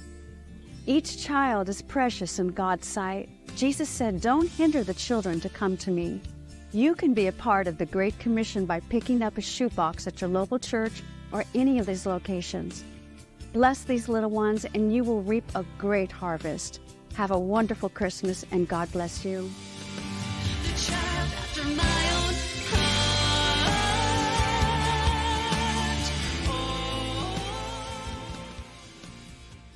heart. Representative Kim Wallen is a strong advocate in our state capitol. She is dedicated to finding the best solutions to the problems facing Medford. Kim pushed to recriminalize drugs earlier this year, but her conversations with city and county officials make it clear that the new law still has limitations. Kim has the experience to resolve these ongoing problems. I'm Kim Wallen, and I would be honored to continue serving as your state representative. For a safer Medford, vote for Kim Wallen. Paid for by Friends of Kim Wallen. Weekday mornings on the Dove, it's one of the longest running shows in broadcast history, the 700 Club. Informative with the day's top events. Encouraging with uplifting stories of faith. The 700 Club, weekdays on the Dove TV. Okay, welcome back. Happy Monday to you. A lot going on in the news. And let me say, congratulations. The Quack Attack is back. And they're numero uno. That's right. The Oregon Ducks became the fourth team this season to hold the #1 slot, according to the Associated Press College Football Poll. And there they are on top, moving into the top spot on Sunday. The first time in 12 years after Texas lost at home to Georgia. So this is a big deal. Now all the guns are at Oregon. You know? We'll see what happens. If they stay up there, That obviously gets them a bowl position, doesn't it? Oh, it's going to get them a shot at the national title, which is the biggest bowl there is in the postseason. Yeah. Yeah. They'll be part of the tournament. Okay. So, yeah, now all they got to do is keep winning. Okay, And I got to say, this is interesting, Perry, because we're now part of the Big Ten. Mm-hmm. And we see that with some of the other Pac-12 schools. So we're seeing this travel schedule now change a little bit as the Oregon Ducks had to go to Indiana to play Purdue. Oh. I saw who was playing Maryland. Was it USC? USC was in Maryland. And so now we're seeing this cross-country travel, kind of a little bit more like the pros do. Mm-hmm. And in the meantime, the poor Pac-12, they start filling in. So we're going to see the Pac-12 grow again as well with teams like Boise State, Fresno State, probably. We were talking about it yesterday. Montana State, I think, and a number of colleges, but they're all state colleges that are coming into the Pac-12. But I look for the Pac-12 to rebound. Of course, Oregon State in there. Washington State is still in the Pac-12. So we'll see that rebound. But Oregon Ducks, go Ducks. Okay, Ducks. All right, the other story, the regional story, is that state biologists in California have been seeing salmon in the creeks that have been inaccessible since the dams were removed along the Klamath River. These fish now are showing up in some of these tributaries way above where those dams were. As you know, the dam removal, very controversial, but it's done with. And now the fish are starting to migrate, first time in decades that they have been seen up past where those dams were, into the freshwater spawning. So the river's still clearing out from the removal. The tribes have put together quite the restoration program with seeds. But the fish, this is it. This is one of the main reasons for all this. And these are all natural, right? Because there's no hatchery or anything up there, is there? No, this is it. And you know, and this is, they're seen now up there. This is really something. This is, I guess the question I keep asking you, and you're right about it, but how did these fish know to go beyond where they've been able to go in the past and go to their natural water, supposedly, even to some of the tributaries to the Klamath? Yeah. How does this happen? Stunning, how God wired them. It's amazing. Yeah. So anyway, that's really a big deal. Yeah, it is. And so that's what's happening there. In the meantime, coffee snobs being who you are. Yeah. Anyway, the 10 Best Reader's Choice Awards out for the 10 top coffees in the United States. And in the top 5 is our own backyard Dutch Bros. Wow, all right. They ranked number 5. Wow. Congratulations. Started in 1992 with co-founders Dane and Travis Boersma. And if you remember, these two guys were a couple of dairy guys. And they started off with a little, kind of like a little push cart along the railroad tracks there in downtown Grants Pass. And today it's one of the biggest coffee chains out there. What a success story. Amazing. Caldee's is number 1, began in St. Louis, Missouri. You're going to hear Joe Coffee from New York, Pete's Coffee, which started in Berkeley, California. They'll all round out the top 5, but guess who number 7 is? Starbucks. Starbucks. Didn't make the top 5. Isn't that interesting? And I think there's a lot of reasons for that. Yeah, what do you think's going on? Well, they've gotten bad press. Yeah. And they got woke. And they got really woke. And it cost them. And they're expensive. And they are expensive, yeah. They're really expensive, you know. Yep. Now, they've done an amazing marketing thing inside hotels, and everywhere you go, you see the big Starbucks sign. Yeah. But I'm surprised that they didn't come out on top. So if you go to an airport and you see Starbucks over here and Pete's over here, where are you going to go? Depends on which line is the shortest. Okay, touche. That was the right answer. That was the right answer. Okay, well, now we're going to go check out Wall Street for a Monday morning. Thank you, guys, and thank you, Preston, at Smart Lawn. If you're smart, you'll get this lawn, and people are certainly getting smart. Anyway, the Dow is down, 91.5 points.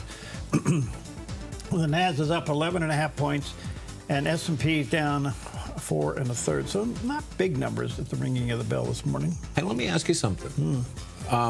Gold's back. Look at that. Gold's way up there, $27.54. Silver, $34. What does that mean? I've been seeing this. And crude oil's back up to 74. What does that, when you look at gold and silver, what does that tell us with the rise in price? you're asking me that question. Yeah. Well, the only thing I can say it's good, because the value of gold, even though we're not on the gold standard anymore. right.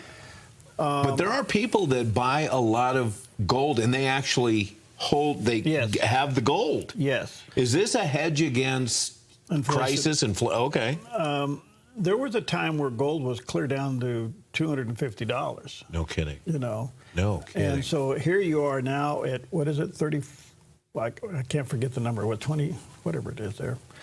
So it's way up. Because I've been reading, you know, Costco is selling gold. Yes. And now they're selling platinum. Right. And you can buy it and you can actually go and take it home.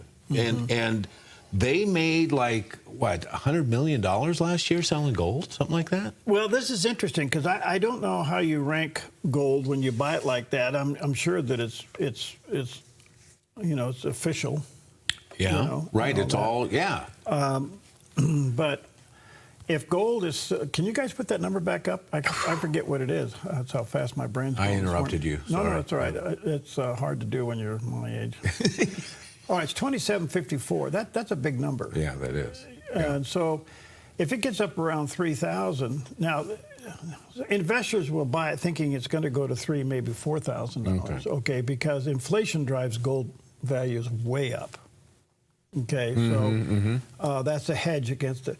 But what about the person who has got gold at $300? Do they cash in now? Boy. And at that point, you have capital gains and all that stuff going on. Do politics affect these prices? Do politics? You know, politics will affect the Dow and the S&P. Okay. I don't know, and that will affect gold. And we're seeing some of that right now in the stock market, aren't we? Yeah. Some trends, right? And are they influenced by polls? And can you figure out the polls at this point of the election cycle? No. Because we see weird polls. And I'm seeing it on the same news page where I have one poll that says one thing and then another organization has a poll that says a different thing. No, I think what impacts the stock market are big events, world events, wars. Yeah. If there was a collapse, a hurricane, all those things, because eventually it impacts things. But I think, how can I say that? I'm not an expert in this. I talk to a lot of people. But energy is the key, in my mind. I'm not an expert. But if you watch the price of energy, it'll affect everything. And inflation is driving the price of energy up. And when you take energy and food out of the CPI index equation, then inflation's only 4%, when really it's probably 12%. Sure, yeah. So when you got fuel over here at $3 and $4 a gallon, that's going to drive, that's inflation, that's going to drive gold up. Yeah. You know? Well, speaking of polls, on Newsmax's America Right Now, Texas Senator John Cronin discussed Republican strategy for the upcoming election and the trends that polls reveal. The fact is that President Trump is peaking at the right time, and all of our Senate candidates are very close to President Trump in terms of their polling. They're not as well known, but that gap should close. And the fact is that the people who are voting for President Trump are not likely to vote for the Democrat for the Senate. What we need to do is make sure they vote in all of these top races, not just for President Trump. But if we see that that happen, the sort of voter turnout we're seeing, the positive polling and the trend numbers look very positive toward the likelihood, the probability of having a Republican majority in the Senate. President Trump's going to need a Republican majority to work with. Now, these polls are very close. We know the polls can be a little misleading, and they're a snapshot and maybe indicate some trends. But to me, the most positive thing for President Trump and our Republican candidates for the Senate is the trend. And here we are roughly 19 days before the election, and the numbers seem to be heading in a positive direction. And as far as Kamala Harris and Democratic candidates, I would be worried if I were them. Well, this is so interesting because the vote down on a presidential election is significant. But have you heard any key Senate and House races in the news? No, not at all. See, so this is, to me, is a little bit of alarming because some of them deserve attention, but they're not going to get it. Yeah. You know, Yeah. Hunter's not in the news. No, he's not. You know, look at all the things that have fallen out of the news. Yeah. You know, all the cases against Trump are not in the news. Right. You know, Right. they're on hold or whatever. So it's all down to these two people between now and the next 19 days or so. So 2 weeks from tomorrow, I guess it is, right? 3 weeks from tomorrow. It's amazing. No, 2 weeks. I don't know what it is. Well, 2 weeks 19 from- days, yeah. Yeah. Is that going to do my math? Anyway, that's what's going on there. So I don't know. The only thing that kind of bothers me is, remember the red wave? Yeah, didn't crest, did it? No. Was that voter integrity, or was that just generally bad polling? Or was it lack of enthusiasm? Did people come out? That's a good question. Yeah, and that's the other thing too. Is we see enthusiasm, in a red movement, but traditionally Democrats are much better at getting the vote out. And in a close race like this, that could be the difference. Yep. Okay, so we're going to take an offering for the Geico guy. We'll be right back.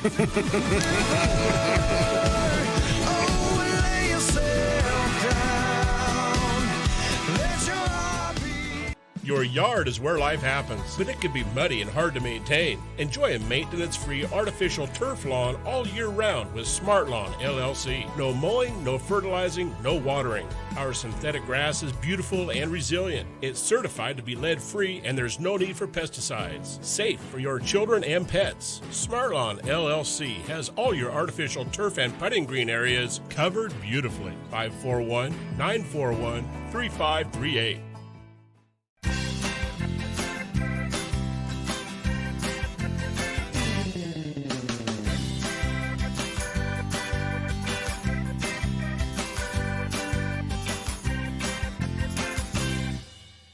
At Sweet Tea Express, we've got you covered. Order at the counter, and our friendly service staff will do the rest. Breakfast served daily until 2 p.m. Breakfast burritos, biscuits and gravy, skillets, omelets, and more. Sweet Tea Express. Don't get caught hungry. A ministry moment on the Dove. He's giving them a word of encouragement. He wants to give them a word of help. He says, "Come to me, all ye who are heavy laden and you're borne down and you feel the weight of life itself."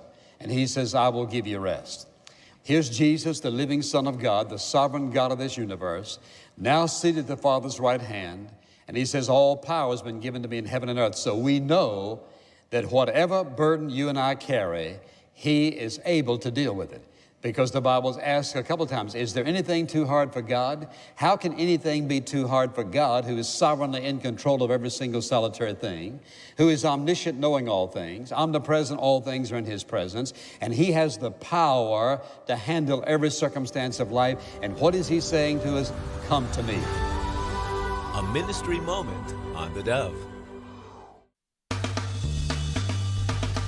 Good morning to you. Happy Monday. Hope your Monday's going well. And we've had some weather out there today. We've had a little rain, some snow at the top of the hill, so some good things going on.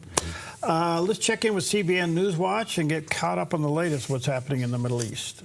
This is CBN News Watch.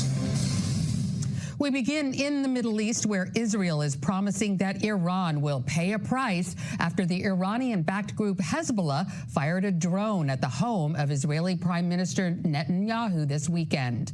And Israel is launching strikes on the finances behind Hezbollah's terrorist activities. CBN's Chris Mitchell brings us the story from Jerusalem. Iran is denying it tried to kill Benjamin Netanyahu after a drone struck his private home in Caesarea this weekend. 3 unmanned aerial vehicles penetrated from Lebanon. 2 of them were shot down, and the third hit a building in Caesarea in an attempt to hit the prime minister. Netanyahu and his wife Sarah were not home at the time. After the attack, he went on social media. And we're continuing our battle with Iran's other terrorist proxies. We're going to win this war. So will something deter you? No. Israel is blaming the Islamic regime in Iran and says it will pay.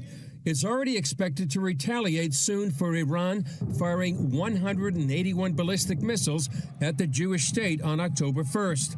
In the aftermath of the elimination of Hamas leader Yahya Sinwar, hundreds of Hamas terrorists are shown surrendering in this video from the northern Gaza Strip. Israel sent thousands of leaflets encouraging Hamas terrorists to surrender. And the former CEO of SodaStream offered $100,000 in safe passage to anyone releasing a live hostage. A top Hamas official says the terror group isn't giving up and insists no hostages will be freed till the IDF leaves Gaza. The Hamas movement will continue with the covenant of the founding leaders. That covenant, outlined in the Hamas charter, calls for exterminating all Jews in Israel and wiping out their nation. He said Hamas will keep trying to commit mass slaughters like October 7th. Meanwhile, in Lebanon, the IDF is pummeling Hezbollah infrastructure, training bases, tunnels, and says it won't stop. So far, more than 1,500 Hezbollah operatives have been eliminated. We are not stopping. We are at war and attacking all the places that Hezbollah uses for terrorism. Overnight, the IDF targeted Hezbollah financial institutions to rob the terror group of its economic oxygen. In the U.S., presidential candidate Kamala Harris is rejecting the claim. She believes the IDF is committing genocide in Gaza. During a campaign stop, she responded to a pro-Palestinian protester who accused the administration of not speaking about genocide. She said, "What he is talking about, it's real, and I respect his voice." Former Israeli Ambassador Michael Oren called what Harris said a very dangerous precedent, and was the first time that the White House has been linked to a libel that threatens Israel's legitimacy. Chris Mitchell joins us now from Jerusalem. Israeli politicians are promising that Iran will pay a price for the Hezbollah drone against Prime Minister Netanyahu. What are they saying, and how might Israel retaliate, Chris? Well, Laurie, they're holding Iran responsible for that, even though they're denying it. Hezbollah is their proxy, and they wouldn't likely do anything without Tehran's approval. Defense Minister Yoav Gallant said that the attack was against the state of Israel itself, and it's against its government symbols, and they will continue to attack anti-terrorist actors. The Speaker of the Knesset, he said Iran has made a big mistake, and he also asked it about humorously that Iran will be sorry flying a paper airplane, much less a drone. Ben Gvir, one of the ministers here in the government, said that Israel won't give up until there's complete victory in Gaza, Lebanon, Judea, and Samaria. And others said Iran really is crossing a red line. And they said the end of the brutal Iranian regime is closer than ever. Now, how they would respond, it's possible they may go after Khamenei itself. At least that's the speculation of some people here in Israel, since Iran apparently has gone after the leader of Israel. So Israel's plans to attack Iran were reportedly leaked over the weekend. How seriously is this being regarded in Israel? Very seriously, Laurie, a very serious security breach. The plans were leaked on a Telegram channel that apparently supports Iran. The Pentagon saying it's investigating, and if it's true, then the FBI will likely be investigating as well. It included operational plans of Israel's attack on Iran. It had satellite photos, apparently, or information about how Israel would be moving munitions. But right now, it seems like they won't be attacking the nuclear sites. They've been talking that they won't be doing that even before the security breach, or the oil facilities. But it is clear that they may be attacking many military sites and directly attacking the strength and the infrastructure, the institutions of the regime itself. Okay, well, we'll see what happens. Regime change? It looks like it. I'm stunned at this, actually. Yeah, we'll keep an eye on that for you. All right, good morning to you. Let's check out the weather with the weather person. With an active front moving across the top of our region, today in northern Oregon and southern Washington, showers with the possibility of thunderstorms and daytime highs in the upper 50s for Vancouver, Portland, and McMinnville, and near 60 in Wilsonville. Continuing down the Willamette Valley with rain and the possibility of a thunderstorm and daytime highs near 60 for Salem, Albany, and Corvallis, and near 59 in Eugene, with lows tonight in the low to mid 40s. In Central Oregon, rain then mostly sunny and 60 in Prineville. A chance of rain and breezy with daytime highs near 55 in Bend and near 53 in Sun River. Over in Boise, Idaho, partly sunny and near 70. Along the Oregon coast, rain and low 60 for Coos Bay and Port Orford. A chance of showers and low 50s in Brookings. In Crescent City, California, rain likely with a high near 60. In southern Oregon, a chance of showers and mostly sunny in mid-60s in Grants Pass and Medford and near 60 in Ashland. In the Klamath Basin, a chance of showers and mostly sunny and low 60s. Into Northern California, a chance of showers and mostly sunny in mid-60s in Wairika and near 74 in Redding. Sunny skies in Chico with a high near 76 and Sacramento near 77.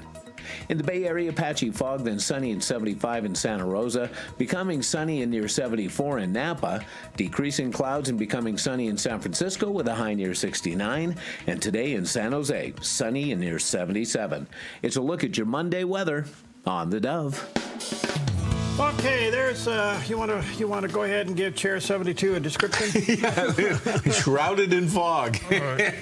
But and a little breezy up there, but hey, it's autumn. The weather's coming our way. Looks good. All right, so we're about 19 days out, and we are highlighting some various candidates that request to be on the Dove. And running for judge is very, very important. Jackson County now has extended, has actually broadened to one more seat. And what's so interesting about this is that when that seat was put in place, the governors ended up appointing somebody to fill it until the election cycle. And that's kind of, well, just let that be what it is. Oh, yeah, yeah. So today we're going to talk to Johan Pietala. That's an interesting name. He's really a terrific guy, got a great family, and his experience and his resume is really good. So here's a little bit about why he's running for Jackson County Judge.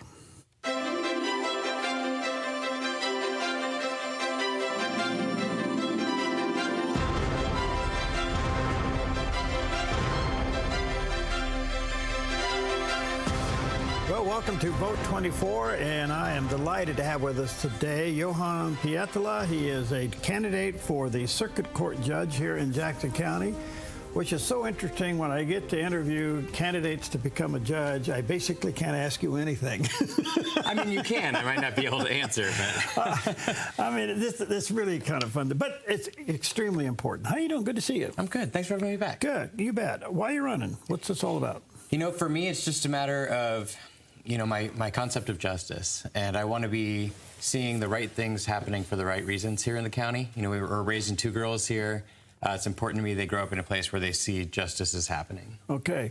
How do you describe our current system? Are you happy with it? I think we can always be improving. I think there are ways to use resources more effectively. I think there are ways to better communicate results to the public. I think that's something that's been missing a bit here and there. It's just transparency within the court system. Overloaded? Yeah, very overloaded. The legal system, as with every other industry right now, you know, we're striving for attorneys. I know there's a public defense shortage. The courts, you know, we just did a survey. The reason they created this new position, this is a new position, it was created in July, right? Is because they did a survey, and we should have 16 circuit court judges based on our population, but based on the caseload that they're working. So I've heard just really the caseload has increased. It's put a lot of pressure. And how do you, at the circuit court level, divide the cases out? How does that determine? Yeah, the presiding judge basically assigns duties. They're usually on a 2-year rotation. So someone might be in juvenile court for 2 years. Someone might be doing the mental health court, the adult drug court. You know, they may go for longer if they're enjoying it and doing well there. And then there's, you know, about half our civil law and half our criminal law. Wow, and you got to keep track of all that. You do. Okay. So tell us about your background, why you want to do this, what's your background, some of your experience. Yeah. So I originally started doing criminal defense work when I was up in Portland area. So I went to Salem for law school at Willamette University. And then I didn't want to do that. I wanted to do something more involved in the community. And I moved down here and began as a prosecutor. And so I was working for Jackson County as a prosecutor, which I think actually gives a great background for a judge, because you're not only making tough decisions regularly, but you're doing so in the public eye.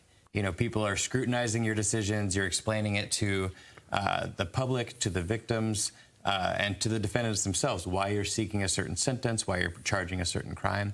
That's a good experience for a judge to have. I was doing that, really enjoying it, and then knew about 5 years ago or so that I wanted to run for judge. I spoke to a few of the current judges, and I spoke to some, coworkers, and I said, how could I be a better candidate? If you wanted to see me on the ballot, what could I do to round myself out? That's a great question. Yeah, and and the consensus was you should get some civil law experience because it'd be beneficial for the county and for the bench to have someone with criminal and civil law experience. And so I liked being a public attorney, so I stayed with Jackson County, but I switched over to the county counsel's office. And so now I do all the civil litigation for Jackson County. So I represent people like the sheriff and the jail, Health and Human Services, community justice. And so I help them. It's another good experience, I think, for a judge because I help them navigate changes in the case law. I understand their goals, communicate with them what they would like to see, and then how do we navigate through the current status of the law to make that goal effectuated. Wow. Yeah. So let me say to our viewers and listeners, you can go to pietila4judge.org is his website, and that's spelled Pietila. Yep.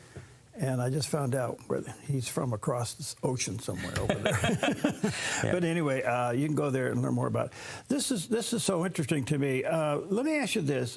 Are you happy with the sentencing laws? There's not a lot of that the judges can do. I mean, they're pretty much set. They're pretty much set. Yeah, there's a standard. There's a grid. Yeah. So this idea of I'm going to be tough on crime is kind of a bit misleading at times. But what you can have is compassionate accountability. So if you look beyond just the charging instrument before you, and you look at the individual, and you look at what they've kind of gone through, there are ways to really be effective in the administration of justice. So you'll see things like the newly rolling out deflection program, and then on top of that, the diversion program. Right. But one of the nice things that gets overlooked about that measure, well, it was rough, but the new House bill that came out to kind of correct that is it redefined what it meant to be a drug dealer, essentially. So they came out with, they codified distribution of a controlled substance, made it a little easier to punish those who are dealing drugs. So, we hear quite often, it's in one door, out the other, and I think people get frustrated with that, and I don't know how you judges would handle that, but, I mean, you have to apply the sentencing laws as they are regulated. You do that, and then you have these recommendations for services. Are you pleased with the outcome of those services? I think there's, again, room for improvement, and I think what's great is the, with the things like the livability team, with community justice getting involved with these deflection programs, with all the great community partners that are now seeing a need within the community, I think we're going to start seeing some changes.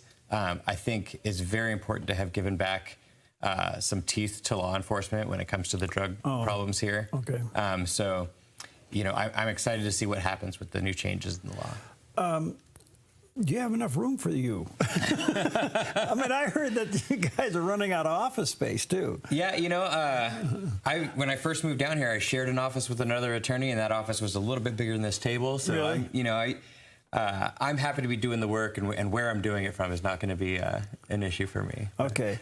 So is this position filled now, or is this the first time for this position? So it was created in July, and in... Is it funded? Obviously it is. Yeah, it's funded, yeah. How is it funded? Through the legislature. Okay, they created funding for it. All right. Us in Washington County got a new judge this year. Okay. And so in July, they created the position. I actually interviewed with the governor for it. It was down to me and Matt Rowan, who was appointed. So he was appointed, I want to say, mid-August of this year. And then, but by law, Oregon judges have to be elected. Right. And so it's the next election cycle, which was immediate. All right, so you're on the ballot for coming up on the 5th, and that's it, win or lose there. Yep. Okay, so again, I want to come back to the caseload. What would be your remedy here? More judges? I mean, you may have the judges, but do we have the services to back them up? Right, and I think that's it. I think it's effective use of the services. So one of the things that I think could be improved is just communication with the parties, whether it's criminal or civil law. Effective communication will speed things along. If you're on the criminal side, being able to communicate transparently, openly, and explain to people, here is why I think this is going to go this way.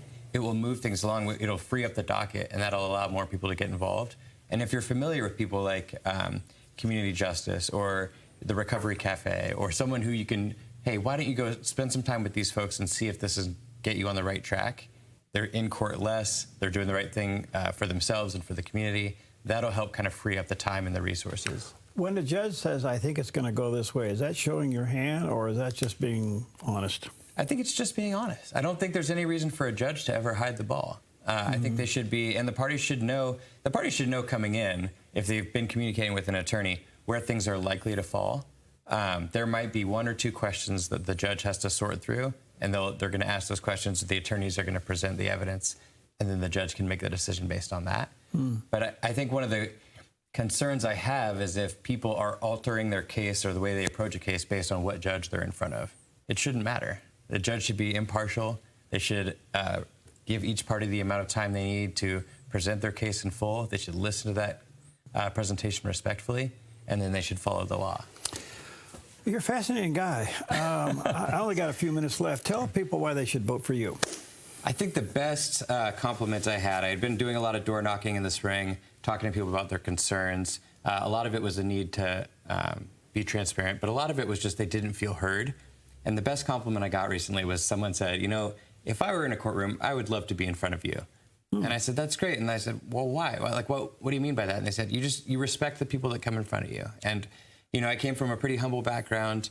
I don't enter a room thinking I know more. I enter a room curious about what's happening, and I will show every single person respect. I will listen to every single person, and I'll apply the law consistently. I can't imagine the pressure of being a judge. Yeah. You have to make a decision. Sooner or later, the buck stops with you. Yeah. That's tough. It's the same. I had to make some tough decisions when I was doing the little bit of criminal defense work, and some very tough decisions when prosecuting cases. And I think if you're in it for the right reasons, you're not in it to make a name for yourself or, to win or lose. A big case isn't the ultimate decider. Is the right thing happening for the right reasons? And that'll give you some peace. That's the balance. That's the plumb line for you personally. Yeah. Good. Well, let me say to our viewers and listeners, Johan Pietila, Pietila, again, that is? Finish. Finish. Yeah. Okay, finish. You can go to pietilaforjudge.org and check out his website there and learn more about him. Well, best of luck to you. Good to see you again. And we'll see what happens on November 5th. Thank you so much. Thanks for coming Appreciate in. Appreciate it. Okay. Well, there he is. He's the guy. He really is a fascinating guy, well-experienced, good family. He said something there that really stuck, and especially in the middle of all the judicial scandals that we're seeing across the country right now, judges should be impartial. What a concept. What a concept. Yeah. I think his integrity and who he is as a person, he's the guy. All right, we'll take a quick break. We'll be right back.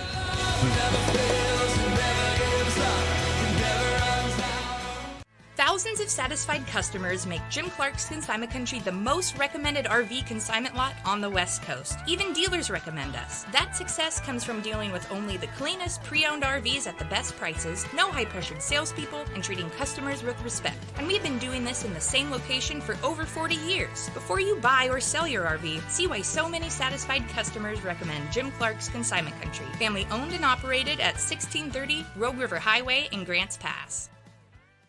We're to encourage one another. Has God touched your life? Many of us have a testimony, a story to tell. The Dove TV wants to know so we can encourage others needing hope. If you'd like to share yours, record a video of your story and send to the Dove. Go to thedove.us/a story to tell for complete details. We'll be playing these videos over the air to encourage lives. Consider sharing your story. From the Dove TV, encouraging and informative.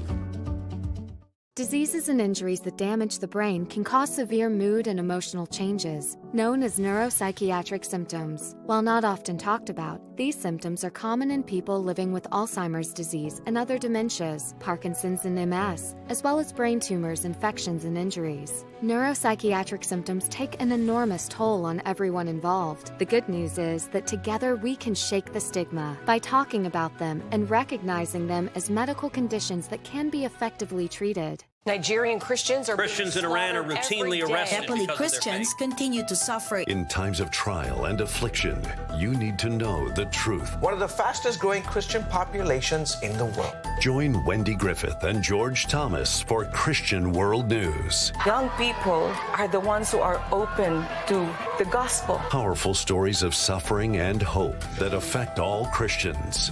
Watch Christian World News weeknights at 5:30 on the Dove TV.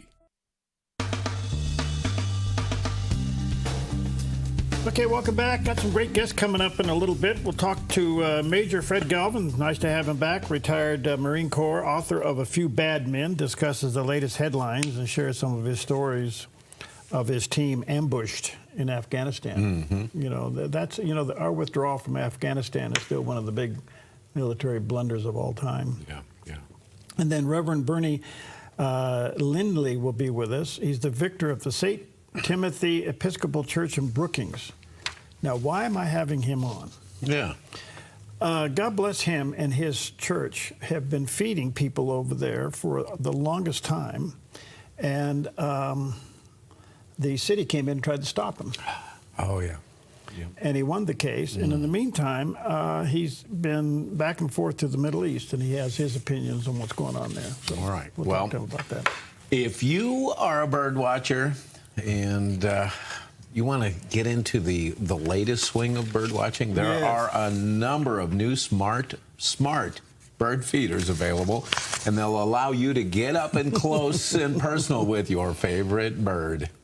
For every bird lover out there, these smart bird feeders are bringing the popular hobby into the 21st century, allowing you to watch your feathered friends like never before. With the Christmas shopping season just about upon us, with its songs about turtle doves, French hens, and calling birds, here's a great gift idea for the bird watcher in your life. Smart feeders include cameras allowing you to watch live streaming of all the action and better identify the wildlife whenever it swoops in to eat your nuts and seeds. Many use AI to offer identifications of the birds you see, some up to 11,000 different species, bolstering your own knowledge and ability to identify the different birds in your yard. Some are solar powered, but all include a camera mounted in the glass of the feed reservoir and a platform beneath to ensure winged visitors are always in the picture frame. The models that we looked at range in price from $99 to $279, and most have the ability to be viewed by multiple users, some up to 20 at the same time, bringing together whole families, neighborhoods, or birding groups to drop in and see the birds in the feeder. You watch birds? Well, yes, I do, and I feed them, and it's only a decoy to get the woodpecker to come by so I can and convince them to go somewhere else. Okay, or no. All right, Colossians 3:15, let the peace of Christ rule in your hearts, since as members of one body you were called to peace, and be thankful. All right, take that with you today. Stick around. We got some great conversation coming your way in just a moment. Still my God.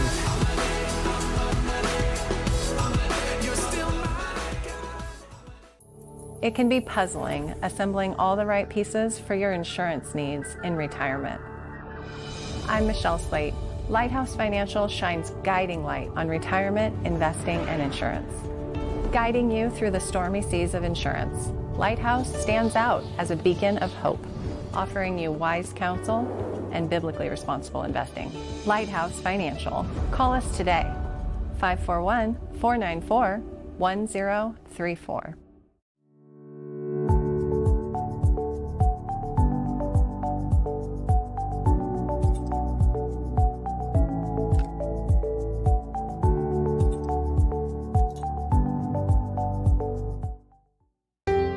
Come fall in love with Northridge Senior Living, where contemporary sunlit interiors meet old world elegance. Walk through our lovely hallways and enjoy the fun staff-led activities. Forge lasting friendships with other residents and our exceptional caregivers. Dine in style. Gather near the fireplace under breathtaking chandeliers. Our reasonably priced apartments are spacious with private balconies. Northridge is Christian-owned and operated, pet-friendly, and only 2 blocks from Asante Rogue Regional Medical Center. On-site 24/7 in-home care is available. We also offer senior adult daycare where your loved one can spend the day with us and the evenings with you. Northridge Senior Living, your home. Hi, I'm Jenna Ushkowitz.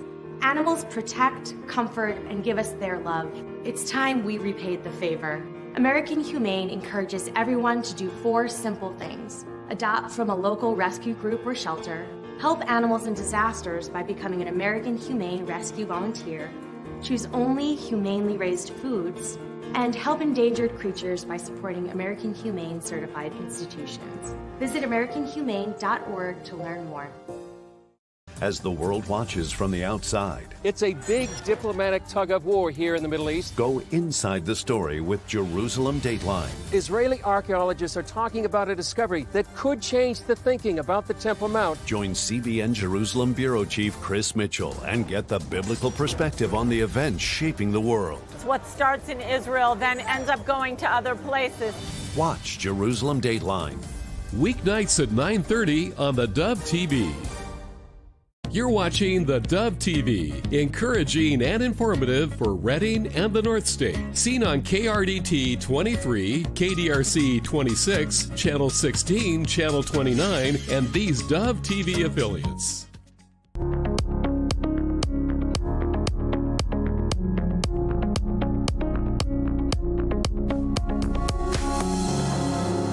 Welcome to Focus Today. I'm your host, Perry Atkinson. And of course, the Middle East becomes a major concern to all of us as those headlines daily, hourly are breaking as to what's happening there in the Middle East.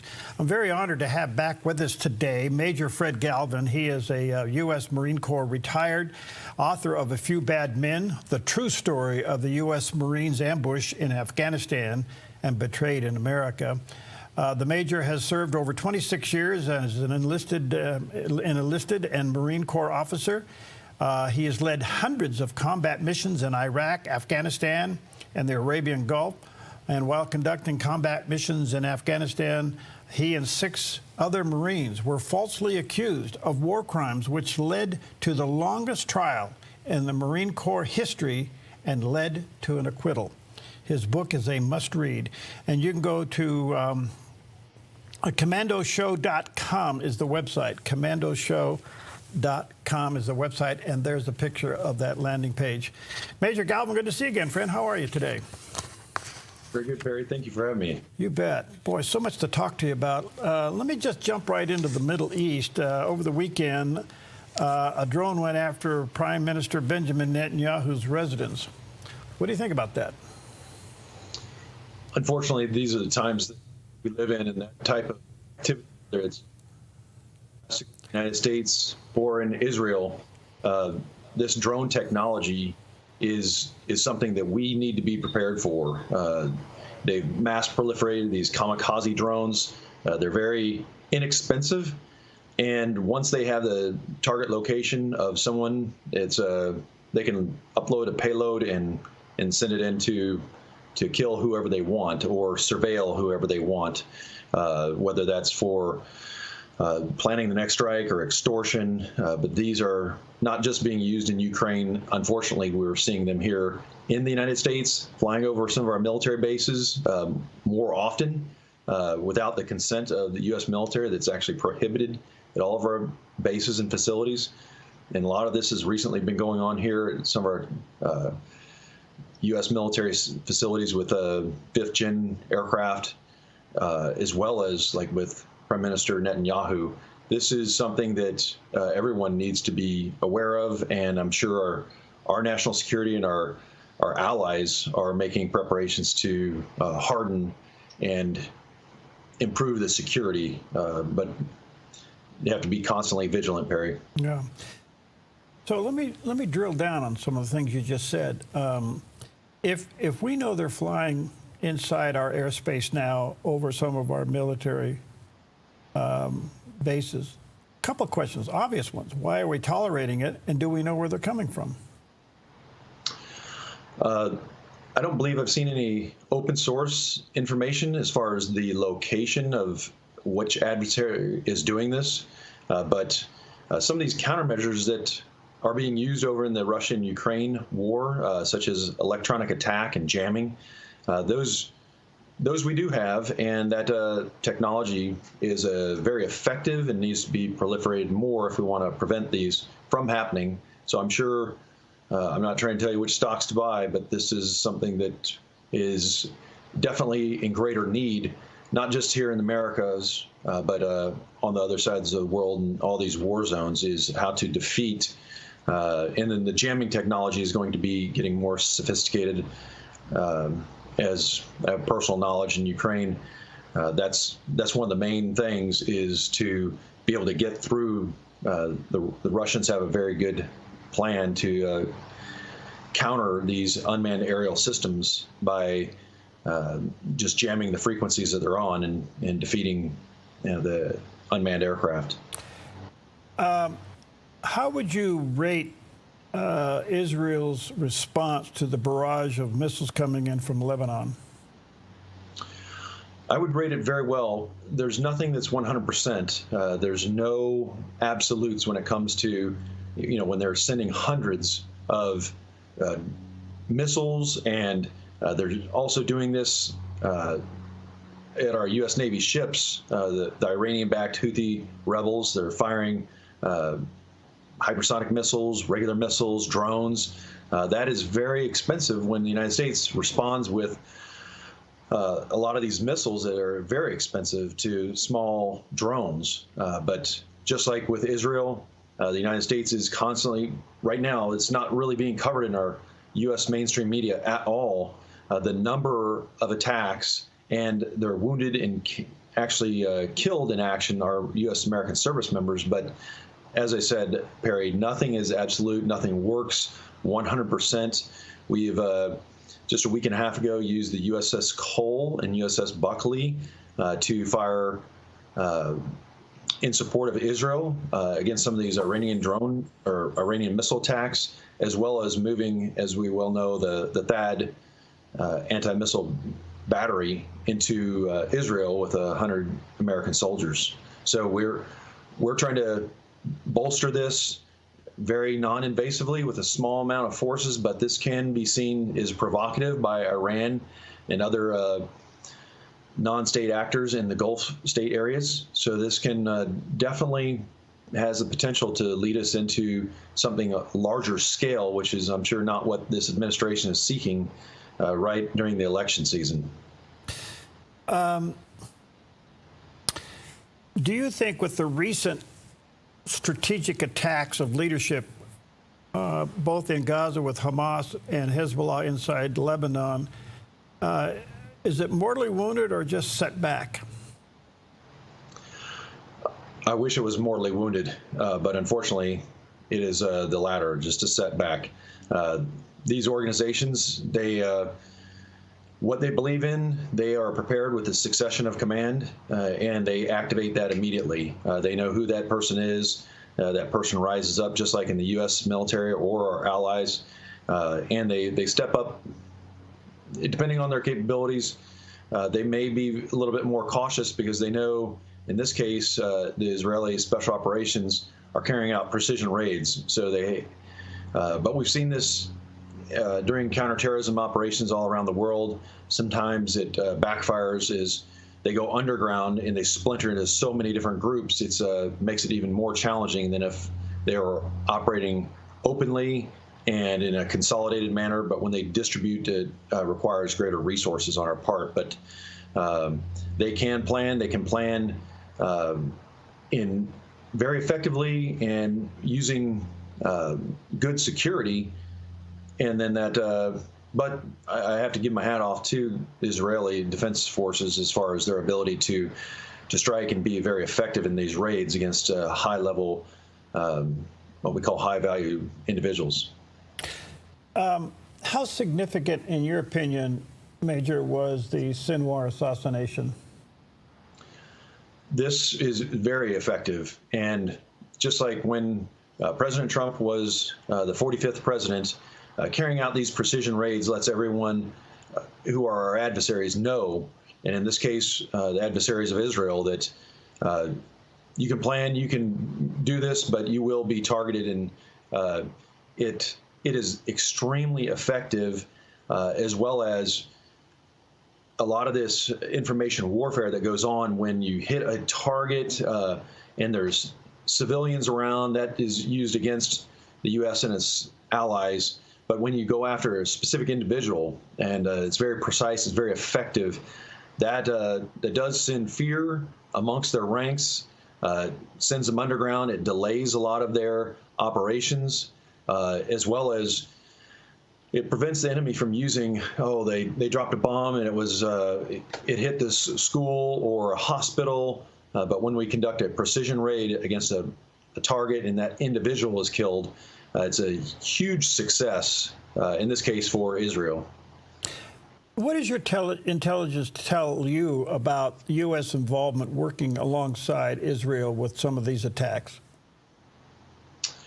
Well, I don't specifically have an intelligence cell. I wish I did, but what it's telling me is sometimes I know we've sent the former Marine Special Operations Command over previously to advise Israel right after they were attacked, and this is I think this is the same as what was going on in Afghanistan when we were drinking the Kool-Aid as far as trying to urge, in this case, Israel to use restraint. We tried to use this technique and it failed in Afghanistan. That we had to use this. They even thought about, Perry, coming out. They almost came out with this medal for heroic restraint. That was being proposed, and it's this mindset of winning hearts and minds, and anything that the counterinsurgency doctrine that Petraeus and Mattis came up with and used starting in 2006. They developed that and had all forces in the Middle East using that. You could say there's some good, but there's more bad when that's restraint is pushed down in the mindset that they were using the Hippocratic Oath, first do no harm. Well, when you get ambushed, especially to the scale of what was going on in 7 October 2023, with rapes, kidnappings, tortures, murder, restraint is not what you want. You don't want civilian casualties, but you need to be very precise. And specifically to answer your question, I applaud the Israeli Defense Forces for using the courage. They didn't waste any time. They activated the reserves. They got online. They moved into Gaza, despite all of this information warfare that was going on in the mainstream media.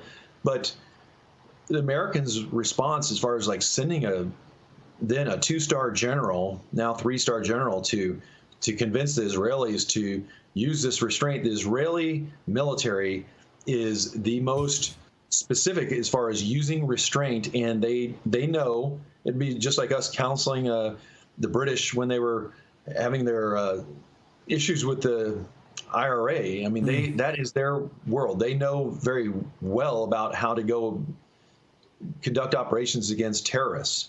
They don't need someone such as Lieutenant General Glenn from the United States Marine Corps to go over there and tell them to be just in their execution of their military operations.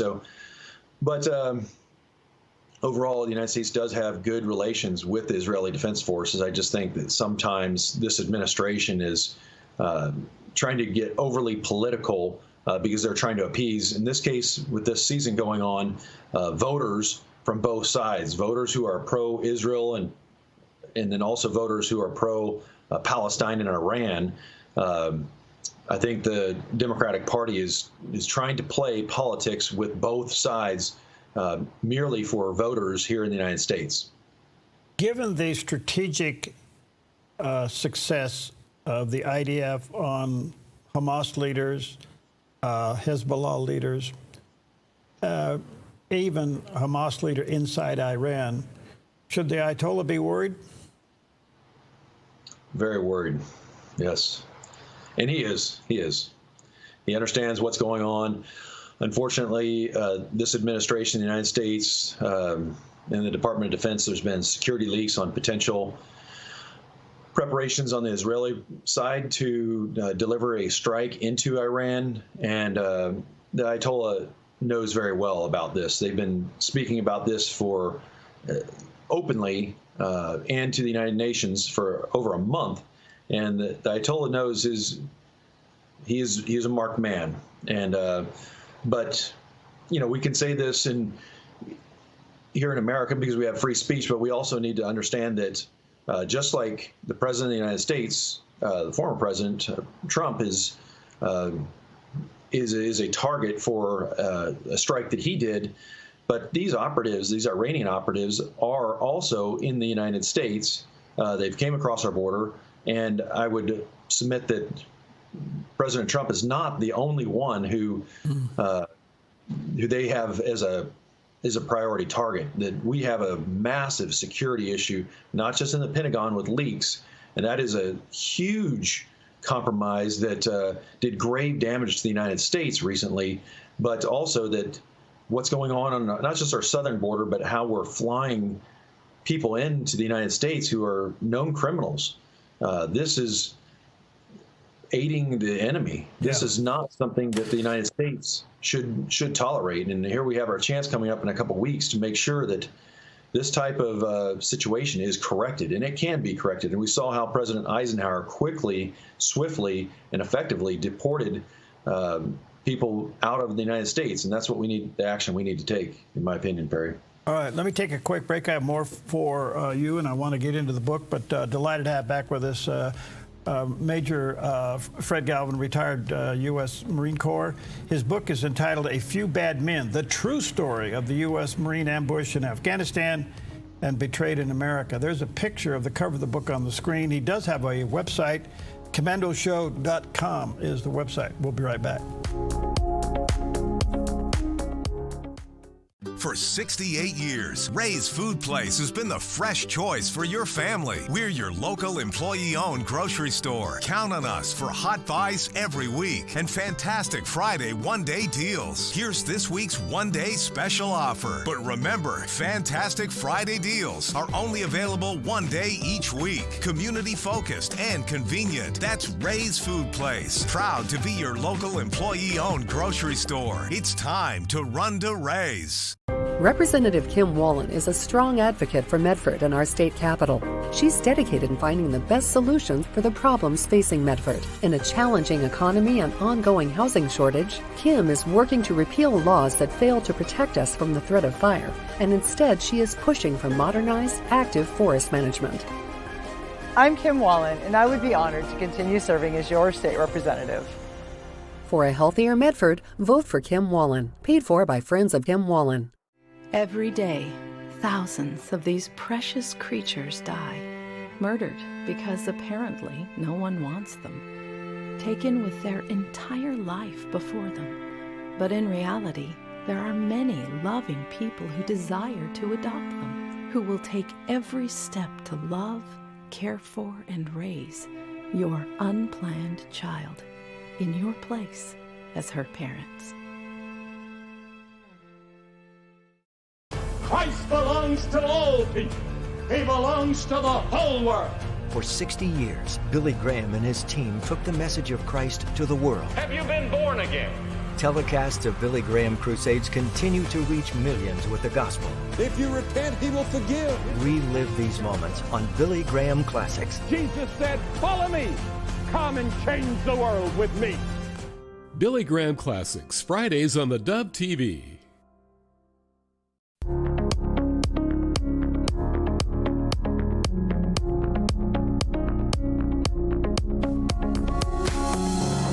Okay, welcome back, and honored to have back with us today Major Fred Galvin. He is a retired U.S. Marine Corps major and the author of a fascinating book, A Few Bad Men, The True Story of the U.S. Marines' Ambush in Afghanistan and Betrayed in America. Just for those who don't know, he and his 6 fellow Marines were falsely accused of war crimes, which led to the longest trial in the Marine Corps history and also ended in acquittal. There's a picture of the cover of the book, and the Major has a website, commandoshow.com. You can check that out. Major, before I get into the book, one more question kind of hanging out there is, you know, Israel's fighting so many fronts, still got some cleanup work to do in Gaza with Hamas. You got a lot going on still as we speak with Hezbollah in Lebanon. Yemen still got some Houthis throwing some things around down there, going after ships and other things. And you got Iran itself lobbing some missiles. There is talk of still retaliation of those missiles coming from Iran into Jerusalem, and 3 potential areas: a regime change, going after damaging the nuclear capabilities, if not taking it out, and possible refineries. Apparently, something was told to the White House about their plans, and then that was leaked, and that set the plans back. What do you think about all this? Well, Perry, we cannot rule out that this could have been an intentional leak. As we saw, the former chairman of the Joint Chiefs of Staff, it makes you question what our Pentagon and State Department and up to the Commander-in-Chief in the White House and his National Security Advisor, which side they're really on. And you say, hey, Fred, that sounds outlandish. You're making some strong accusations. But we heard General Miley had mentioned that if there were going to be any attack against China, that he would call and let the Chinese general, his counterpart, know. So this is Israel is our strong ally. They are being surrounded on all fronts, from the south and the north, and then 3-dimensionally from Iran, with adversaries that want to see them killed. In America, we need to take this very seriously, because they're not only our ally, but the leadership in Iran, they preach this against the United States, that they want it more, and right now they just do not have that intercontinental ballistic capability. But one day they will have it, and the threats that Israel faces, we will face ourselves. Do you think it would be wise to do a regime change? That kind of is above my pay grade. It's a little tricky to do some things like that. I won't say I had any personal involvement, but I know that's occurred when we've installed certain leaders in certain countries. I know in Iran that's it's a higher level of complexity to do that in a area that's denied, such as Iran or China, where we cannot have the same kind of communication as effectively as we have in other countries. Hasn't our military, though, basically done that with Hamas and Hezbollah? I would say the Israeli Defense Forces, they've had some good success at attriting some of their key leaders. And, but as I previously mentioned, they have a succession of command plan, right? Just like many organizations, and that has been executed. And I do not believe that Hamas or Hezbollah will have any ceasing of their operations. They believe in what they believe in, and they're going to try to, if they have to die to the last man, that's their mindset. It's also been said, the least of which, part of the retaliation plan would be to disable their Air Force. I mean, that's kind of like a duh, isn't it? Certainly is. There's only so many, not just aircrafts, it's a little bit harder to do, but the airfields, once you can scuttle airfields with certain munitions, that's a little bit more difficult to find expeditionary airfields to land on. But airfields obviously can be repaired. They just take time. And eventually they will repair them back into working order and be able to take off. So aircraft, just like in Pearl Harbor, that's a priority target. And if they can get them, that would be a huge success for Israel. Okay, I want to come to your book. You've been through an experience that few will ever really understand or know, but to go through a false trial in the military, a military trial in itself, can really have the deck stacked against you. And you were in there for a long time, and you came out with an acquittal. First of all, Major, give us a brief overview of the book. Okay. The story, A Few Bad Men, it's a nonfiction story of what happened to the Marine Special Operations Task Force that I commanded. We were the very first Marine Special Operations Task Force to be activated to train and deploy overseas into Afghanistan. We were put on the border of Afghanistan and Pakistan, and our mission was to go into the Tora Bora Mountains and conduct aggressive combat operations. And that, at that time, was the very last place Osama bin Laden had been seen. And as I previously mentioned, Perry, this happened at a time when, in 2006, General Mattis and General Petraeus, they were heads of the Army and the Marine Corps' development commands, coming up with doctrine and theory to prosecute this war. So what that led to is they developed a counterinsurgency doctrine of winning hearts and minds. And here we are talking about Afghanistan, a place that believes in Sharia law. And as we know the results now, after 20 years, that didn't work. None of these generals put their skin in the game and sent their brides to a bed and breakfast in Bagram because they don't believe that hearts and minds were won. But let's get back to the point of all these generals we've seen. General Miley, all these guys, the chairman and Joint Chiefs of Staff before him, General Dunford, a Marine 4-star general, General Mattis, General Petraeus, they all had the same occupational code that I did as far as being an infantry officer. But you look at where they are working now. They're working for Lockheed Martin, General Dynamics. The current Secretary of Defense, he came from Raytheon. These are very high-tech companies that are making sophisticated missile systems, 5th-gen aircraft, radar systems, communication systems.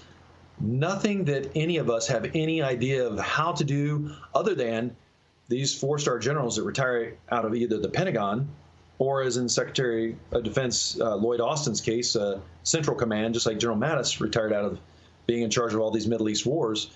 They have access and placement. Access and placement into the Pentagon and to sell their weapon systems. And this is something that right now, we see that all these generals who betrayed us in the book, A Few Bad Men, this is not Fred Galvin's story. This is what these generals said voluntarily to the press. This is what repeated witnesses, over 45, came into a courtroom and made sworn statements. And you read this, and everyone's comments are that this is unbelievable. This is unbelievable. And you read a lot of these statements that readers have left on Amazon, and it's shocking. They say the most commonly used word is disturbing, that these senior leaders that so many people praised sold their country out, sold their individual Marines. And this very first task force that we went over there had incredible runaway success. But my whole point, Perry, is these generals didn't want that success. They used this counterinsurgency of trying to win hearts and minds to literally be nice to have a forever war. And that went on until this current President Joe Biden withdrew from Afghanistan. And we saw how that went. And I don't believe that was an accident. We know in the military how to conduct non-combatant evacuation operations. There's a specific doctrinal policy of how we do that, and we did not follow that. And I believe that's the Pentagon's way of having the tail wag the dog. And yes, you can pull us out of Afghanistan, but we'll find another opportunity, just like any entrepreneur in Silicon Valley. And it came right on the heels of that with, we saw just here last Friday, another $425 million going into support, mainly these weapon systems that are manufactured right here in the United States. That who's on their boards? Like I said, you see all these generals. So this is big money. What were you accused of? We were accused of 19 counts of murdering alleged Afghan civilians. And we went into this village that morning, Perry. This was something that is a tactic employed by the Taliban. Is when you see a mass exodus of women and children, which had happened that morning, you know they're getting ready for a fight. And we went in there, and it was just military-age fighting men. We had a car bomb detonate on us, then got shot at on both sides of the road, sniper fire. They dragged a vehicle across the road, trapping us in this kill zone. Their intent was to kill us, and we did what American Marines are trained to do. We conducted a counterattack, and we killed the Taliban. This was at 9 o'clock in the morning. This wasn't some free-for-all that was fog of war, that we didn't know what was going on. I was on the patrol, and they accused 7 of us of murdering 19 and wounding another 50 Afghan civilians. And these allegations were followed immediately by the governor there, Governor Sharzai, and then the president of Afghanistan, Hamid Karzai, publicly condemning our actions, and this led to rioting. The Afghans knew, the Taliban knew how to stir the pot, but it led the U.S. generals to buckle and to get rid of us, which was their first instinct, to remove the entire Marine Special Operations Task Force, not the 7 of us, but kick all 120 Marine commandos out of country. How long was the trial? This was the longest trial in Marine Corps history. It was 3.5 weeks in the courtroom, Barry. I can't even imagine that. And you were acquitted. We were acquitted, and I don't want to tease every detail of the book, but when you see how the government handled this case, you'll think the book or movie A Few Good Men is a fairy tale. They continually moved the media out for these 3.5 weeks.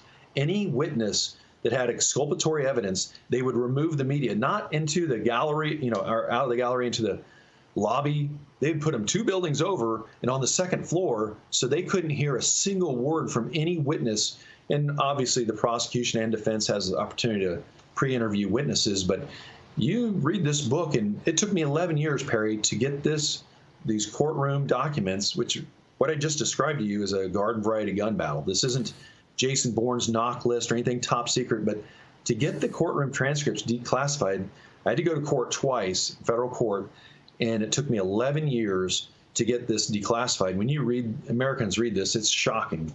It's called A Few Bad Men, the true story of U.S. Marines ambushed in Afghanistan and betrayed in America. There's a picture of the cover of the book.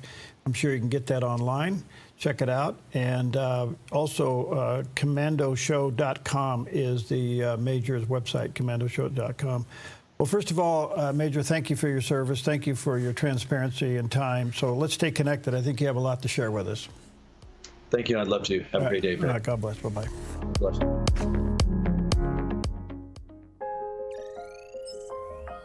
The Lennox iComfort S30 thermostat can sense changes in your environment.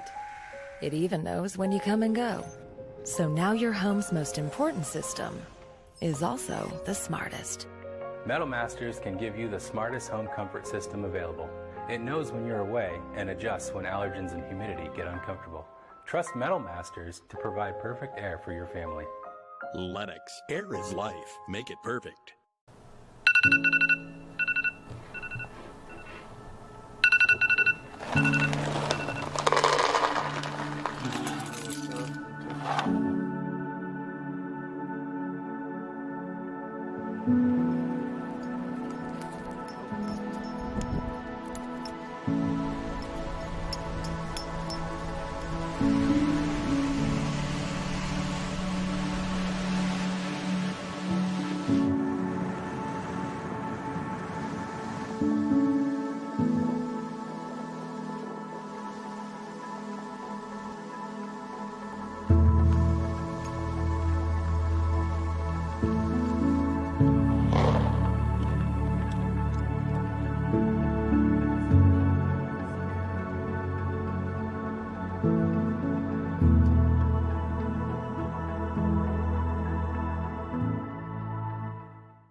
Sometimes I hear people say when I ask them how they're doing, I'm doing okay down under the circumstances.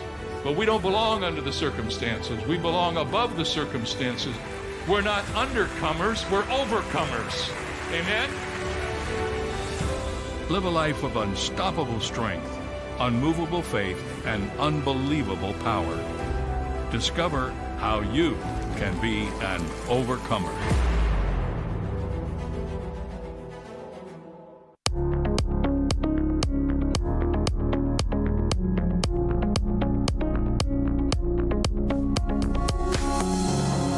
Welcome back, and I've been looking forward to our guest today, the Reverend Bernie Lindley. He's the better known as Father Bernie. He's the victor at the St. Timothy Episcopal Church in Brookings, Oregon, and he's made the news lately, and I've been looking forward to talking to him. He does have a website, and that is sttimothy.episcopal.org is the website, sttimothy.episcopal.org.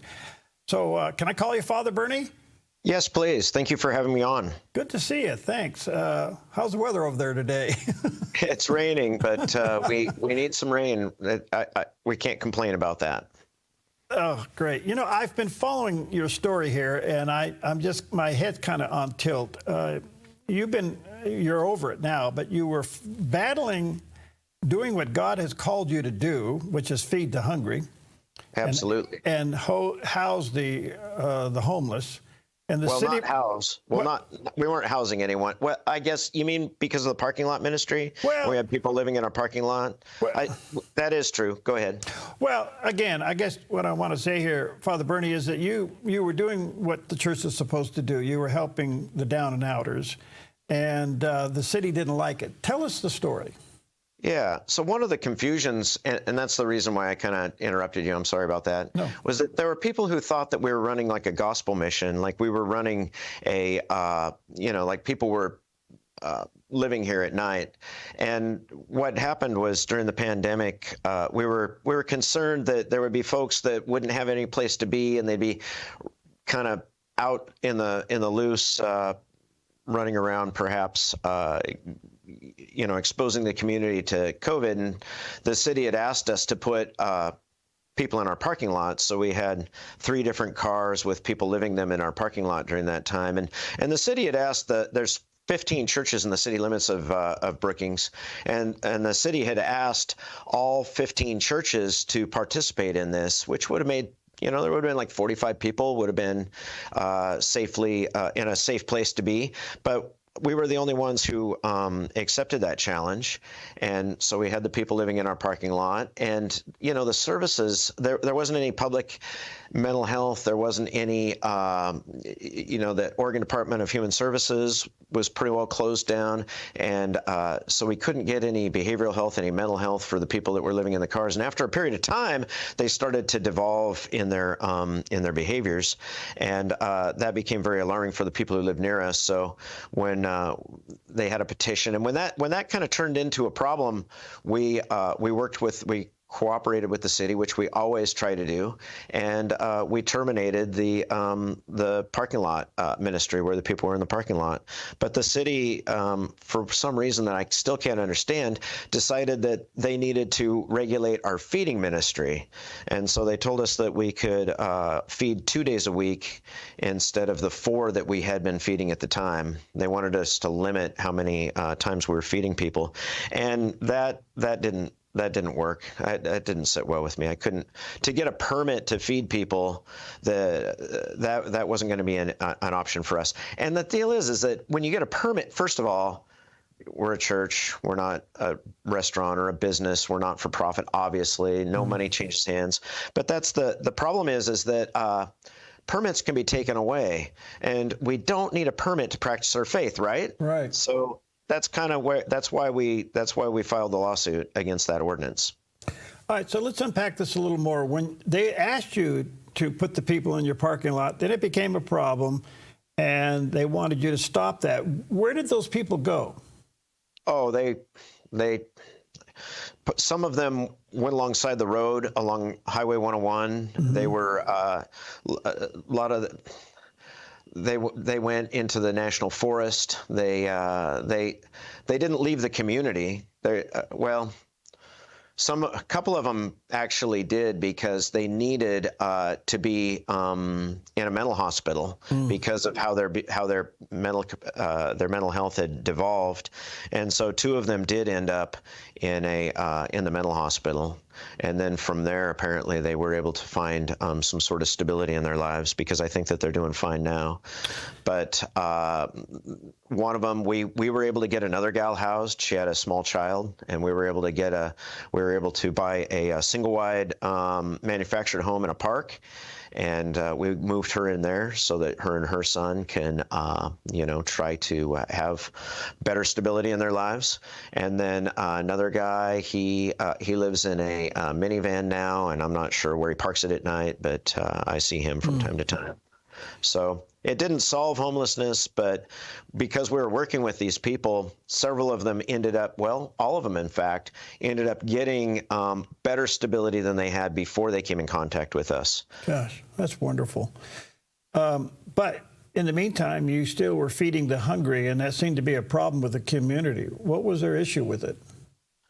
Apparently, See, this is something I'm still trying to understand, because the original problem was the parking lot ministry, the people living in their cars. When we stopped that, I figured everything would, whatever the controversy was, would go away.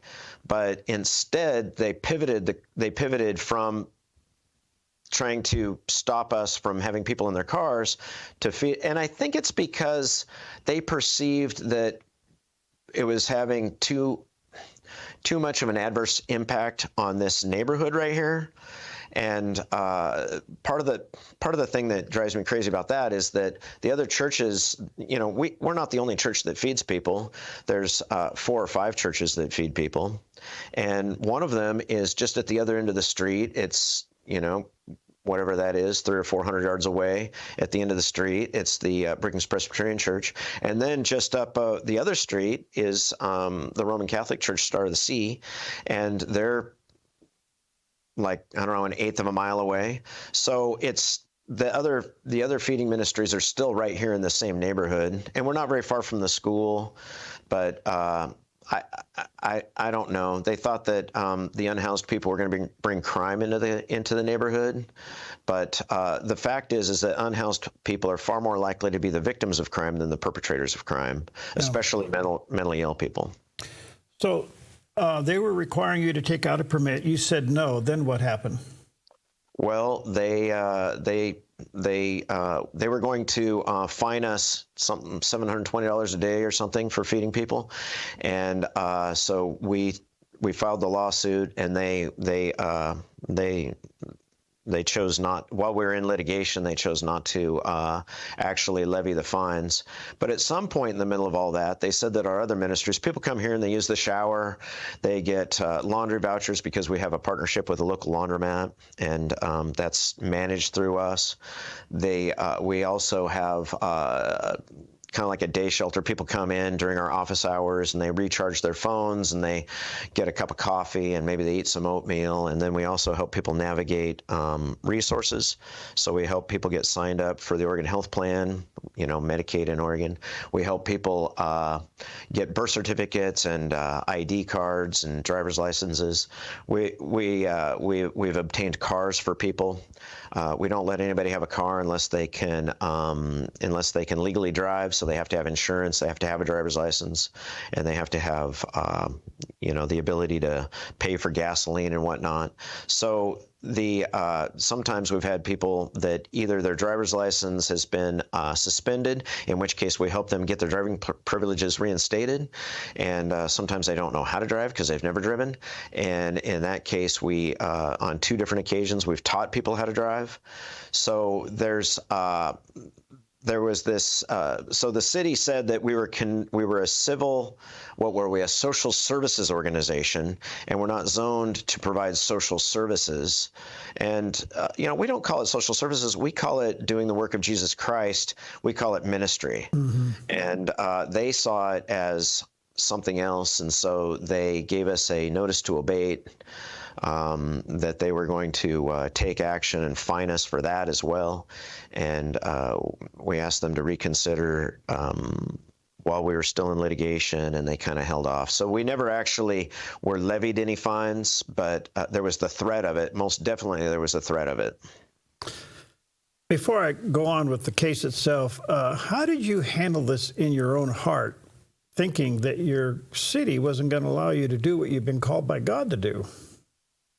Well, one of the things that I had to do, not necessarily daily, but on a regular basis, I had to, obviously, I had to immerse myself in the Word of God, in the person of Jesus Christ, and in prayer, because I was starting to feel some animosity toward people that had previously been my friends, and I don't want to ever feel animosity toward others. So one of the things we did was we prayed for the city council, and we prayed for them regularly.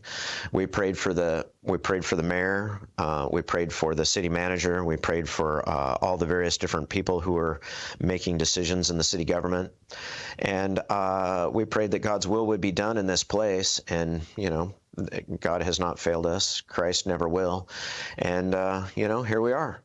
So now that it's over, I still kind of, it's kind of hard to even, just yesterday during the sermon, I realized that we've been holding our breath for the last 2.5, 3 years, and we can finally breathe easy now, knowing that there's no longer a threat toward our ministries.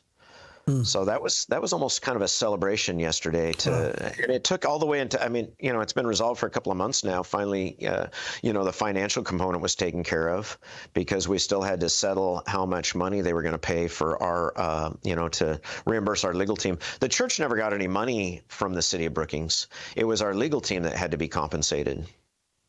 So was it a settlement or a trial? It was a motion for summary judgment, so it never went to trial. Our position was, our case is so strong, there's no reason for it to go to trial. We need to just have this whole thing settled without all the, as soon as possible. And so the federal judge in Medford agreed, but that it didn't need to go any further. And so our motion for summary judgment was favorably ruled upon by the judge. But you know that the Department of Justice, the United States Department of Justice, was involved in this because the city of Brookings was violating a federal law. And they were potentially going to be subject to fines from the federal government for violating our ability to practice our faith. It's a law called RLUIPA, the Religious Land Use and Institutionalized Persons Act. It was passed probably 20 some odd years ago. I think it had bipartisan support. I think it passed maybe even like unanimously through the Congress. It says that churches churches have to be treated the same as every other organization. So, part of our argument was that, the school is just around the corner. They're feeding people. The Elks Lodge feeds people. The Masonic Lodge feeds people. There's meals that happen across the street in Azalea Park. Airbnbs are in our neighborhood, and an Airbnb stands for board and breakfast. So people are being served food at Airbnbs. So we felt that we were being, persecuted because of our religious beliefs. Let me take a quick break here. Let me say to our viewers and listeners, so honored to have with us Reverend Bernie Lindley. He's the victor there at the St. Timothy Episcopal Church in Brookings. His case really is a precedent in so many ways. Check out the website, sttimothy.episcopal.org, sttimothy.episcopal.org. There's a picture of the landing page, serving God and God's people since 1946. All right, we'll be right back. Bulls, bears, and other market beasts. How can you be sure they won't eat your investments alive? I'm Michelle Slate. Lighthouse Financial shines guiding light on retirement, investing, and insurance. As you navigate the stormy seas of investing, Lighthouse stands out as a beacon of hope, offering you wise counsel and biblically responsible investing. Lighthouse Financial. Call us today, 541-494-1034. I knew if I just left this tumor in there, it would become cancerous and my life would dramatically be cut short. I felt like I had a death sentence. And I concluded, well, I'm weak right now. I'm the weakest I've ever been. I got this sense that not only would God be demonstrating his power through my weakness, this is going to give me the opportunity to learn what strength is. Watch the 700 Club Tuesday morning at 11 on the Dove TV. A ministry moment on the Dove. We're talking here about the procedure of faith. After Elijah had done what God already told him to do, then the word of the Lord came to him. And that is the way the procedure of faith always works. It's the procedure of step-by-step obedience before the Lord. We obey one command, and then he gives us another. We take one step, and then he leads us to the next step. And that's very uncomfortable for me and for all of you too. Can I get a witness? We want to know the whole story. We want to see where it ends up. We want to know what problems we're going to face between A and Z. But God doesn't work that way. He leads us one step at a time. a ministry moment on the Dove.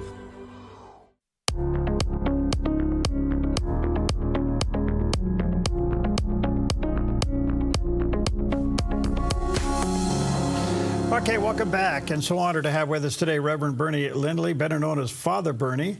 He's the victor there at the St. Timothy Episcopal Church in Brookings, Oregon on the coast. And they just came through the most interesting experience where they were asked not to help the helpless. And he continued on, and even though through much pressure and intimidation, they were able to get into a lawsuit where everything came out in their favor. I guess, Father Bernie, the question that kind of pops in my mind here, at what point in this process did your faith and facts and threats hit the wall? Well, I don't know if I ever got to the point where I was I don't know. This is how things work. You know, it's gradual. Things gradually kind of start to escalate, and they kind of get up to in my life, I think that's kind of how God works in my life, is that things happen in this gradual way that I sort of get, I don't know. If I would have known at the very beginning of all this just how much of a strain it was going to take on me and my congregation, maybe I would have been reluctant to stand up for our faith. But because it just sort of happened gradually, I knew what the right thing to do was at every step. And I think that's why God only reveals things gradually. I think God does that deliberately. I know when I was called to ministry, God revealed that to me gradually. Mm-hmm. And the extent to what that was going to involve, I think, was gradual. I don't think I ever expected, well, I know I never expected that we would be suffering persecutions at the hands of our city, of our municipal government. I never expected that.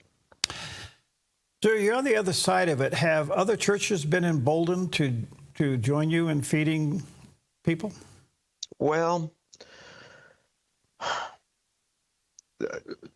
kind of, a little bit.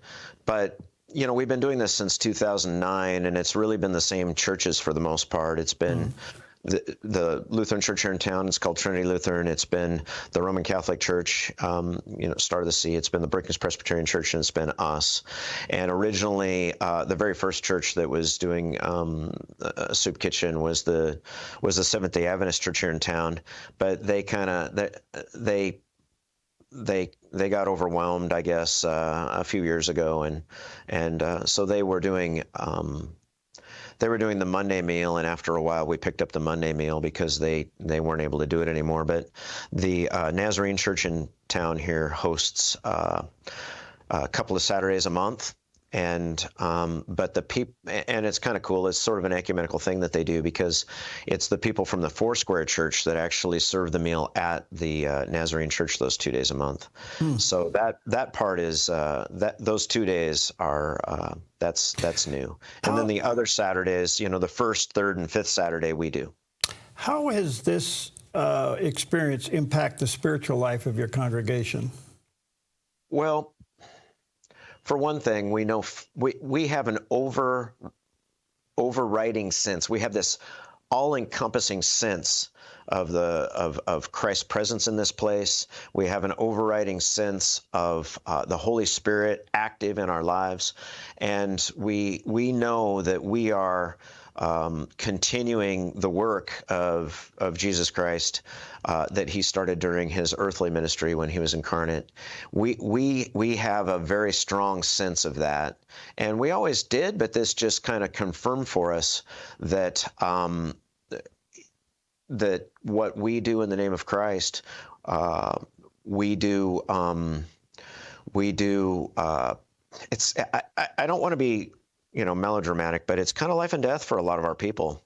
There are people who would likely be dead, but we've seen, if it wasn't for our ministries. But unfortunately, we've seen a lot of people over the last several years die from their experiences because of the lack of stability in their lives, drug overdoses, and people who haven't been able to get their health care needs met. And we have consistently advocated for people to be able to get doctor's appointments and get the medical care that they need so that they can have a life that is better than the one that they've been experiencing. So often this kind of a ministry is done in faith with very little visual return. I mean, do you see people coming back thanking you? Do you see people coming to Christ? And I would imagine those numbers are low. So the motivation to be there is to just do what God called you to do. It kind of reminds you of that story of the 10 lepers, and only the one goes back to thank Jesus for being healed. So there's that a little bit. I always have to remember that our people are in survival mode. They're just trying to figure out how they're going to live from one day to the next. But we do get a lot of expressions of gratitude. I get a lot of notes. I get a lot of people tell me thank you. We get there's people who have read about our story in various different news outlets, and they've sent me cards in the mail thanking us for what we're doing. We get people from places like Michigan and Florida and West Virginia and Connecticut, people from all over the country, New Mexico, certainly people in California, send cards of appreciation. And those aren't people we serve, but people that appreciate that we are serving the people we do. But the people that we serve, they oftentimes thank us for what we do. Just today, a guy was very grateful. Last week, there was a man, we helped him with his it was a couple, and we helped him with his electric bill. He didn't know how he was going to pay. His electricity was going to be shut off. He had something happened in his life where he wasn't able to make it, where he got behind on his electricity. That problem had been resolved, but he was still behind. And I wrote a check for $500 or something for his electric bill, and he started to cry and actually sob, and it touched my heart very much. I asked him if it was okay if I gave him a hug, and I did, and he was super grateful. So I do, you kind of have to look for it, because for a lot of people, it's just their day-to-day survival, like I say. But there are numerous people that,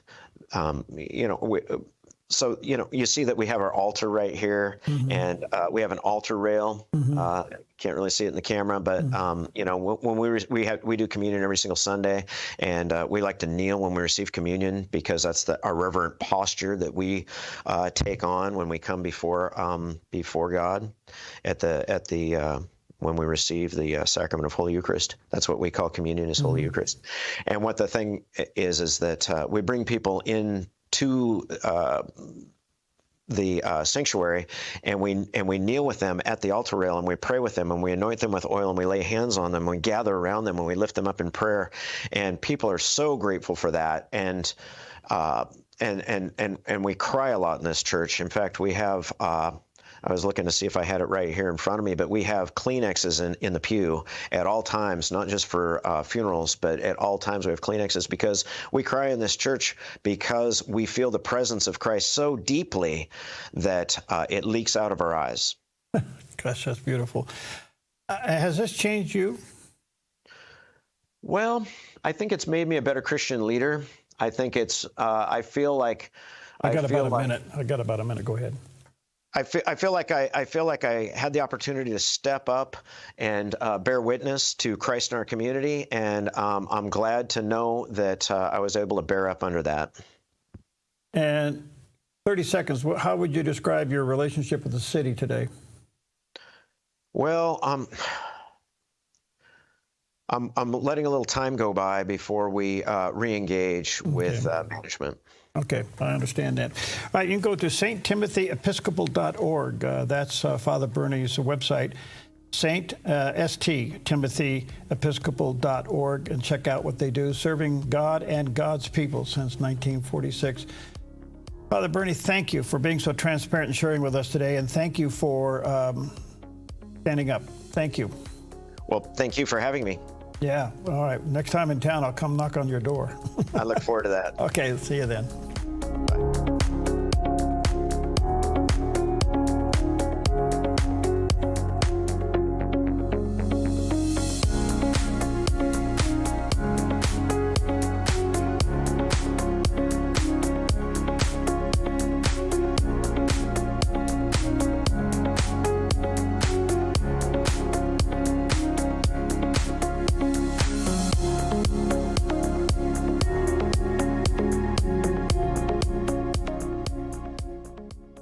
At Kelly's Automotive Service, being good stewards of what God has entrusted to us is at the core of our business. We believe what we do matters. Every interaction, every transaction is another opportunity to bring Christ's values into the marketplace. If you're a technician who wants to be part of something bigger, or just looking for a new shop to bring your vehicle, we would love to meet you. We're Kelly's Automotive Service, where we service your vehicle but take care of you.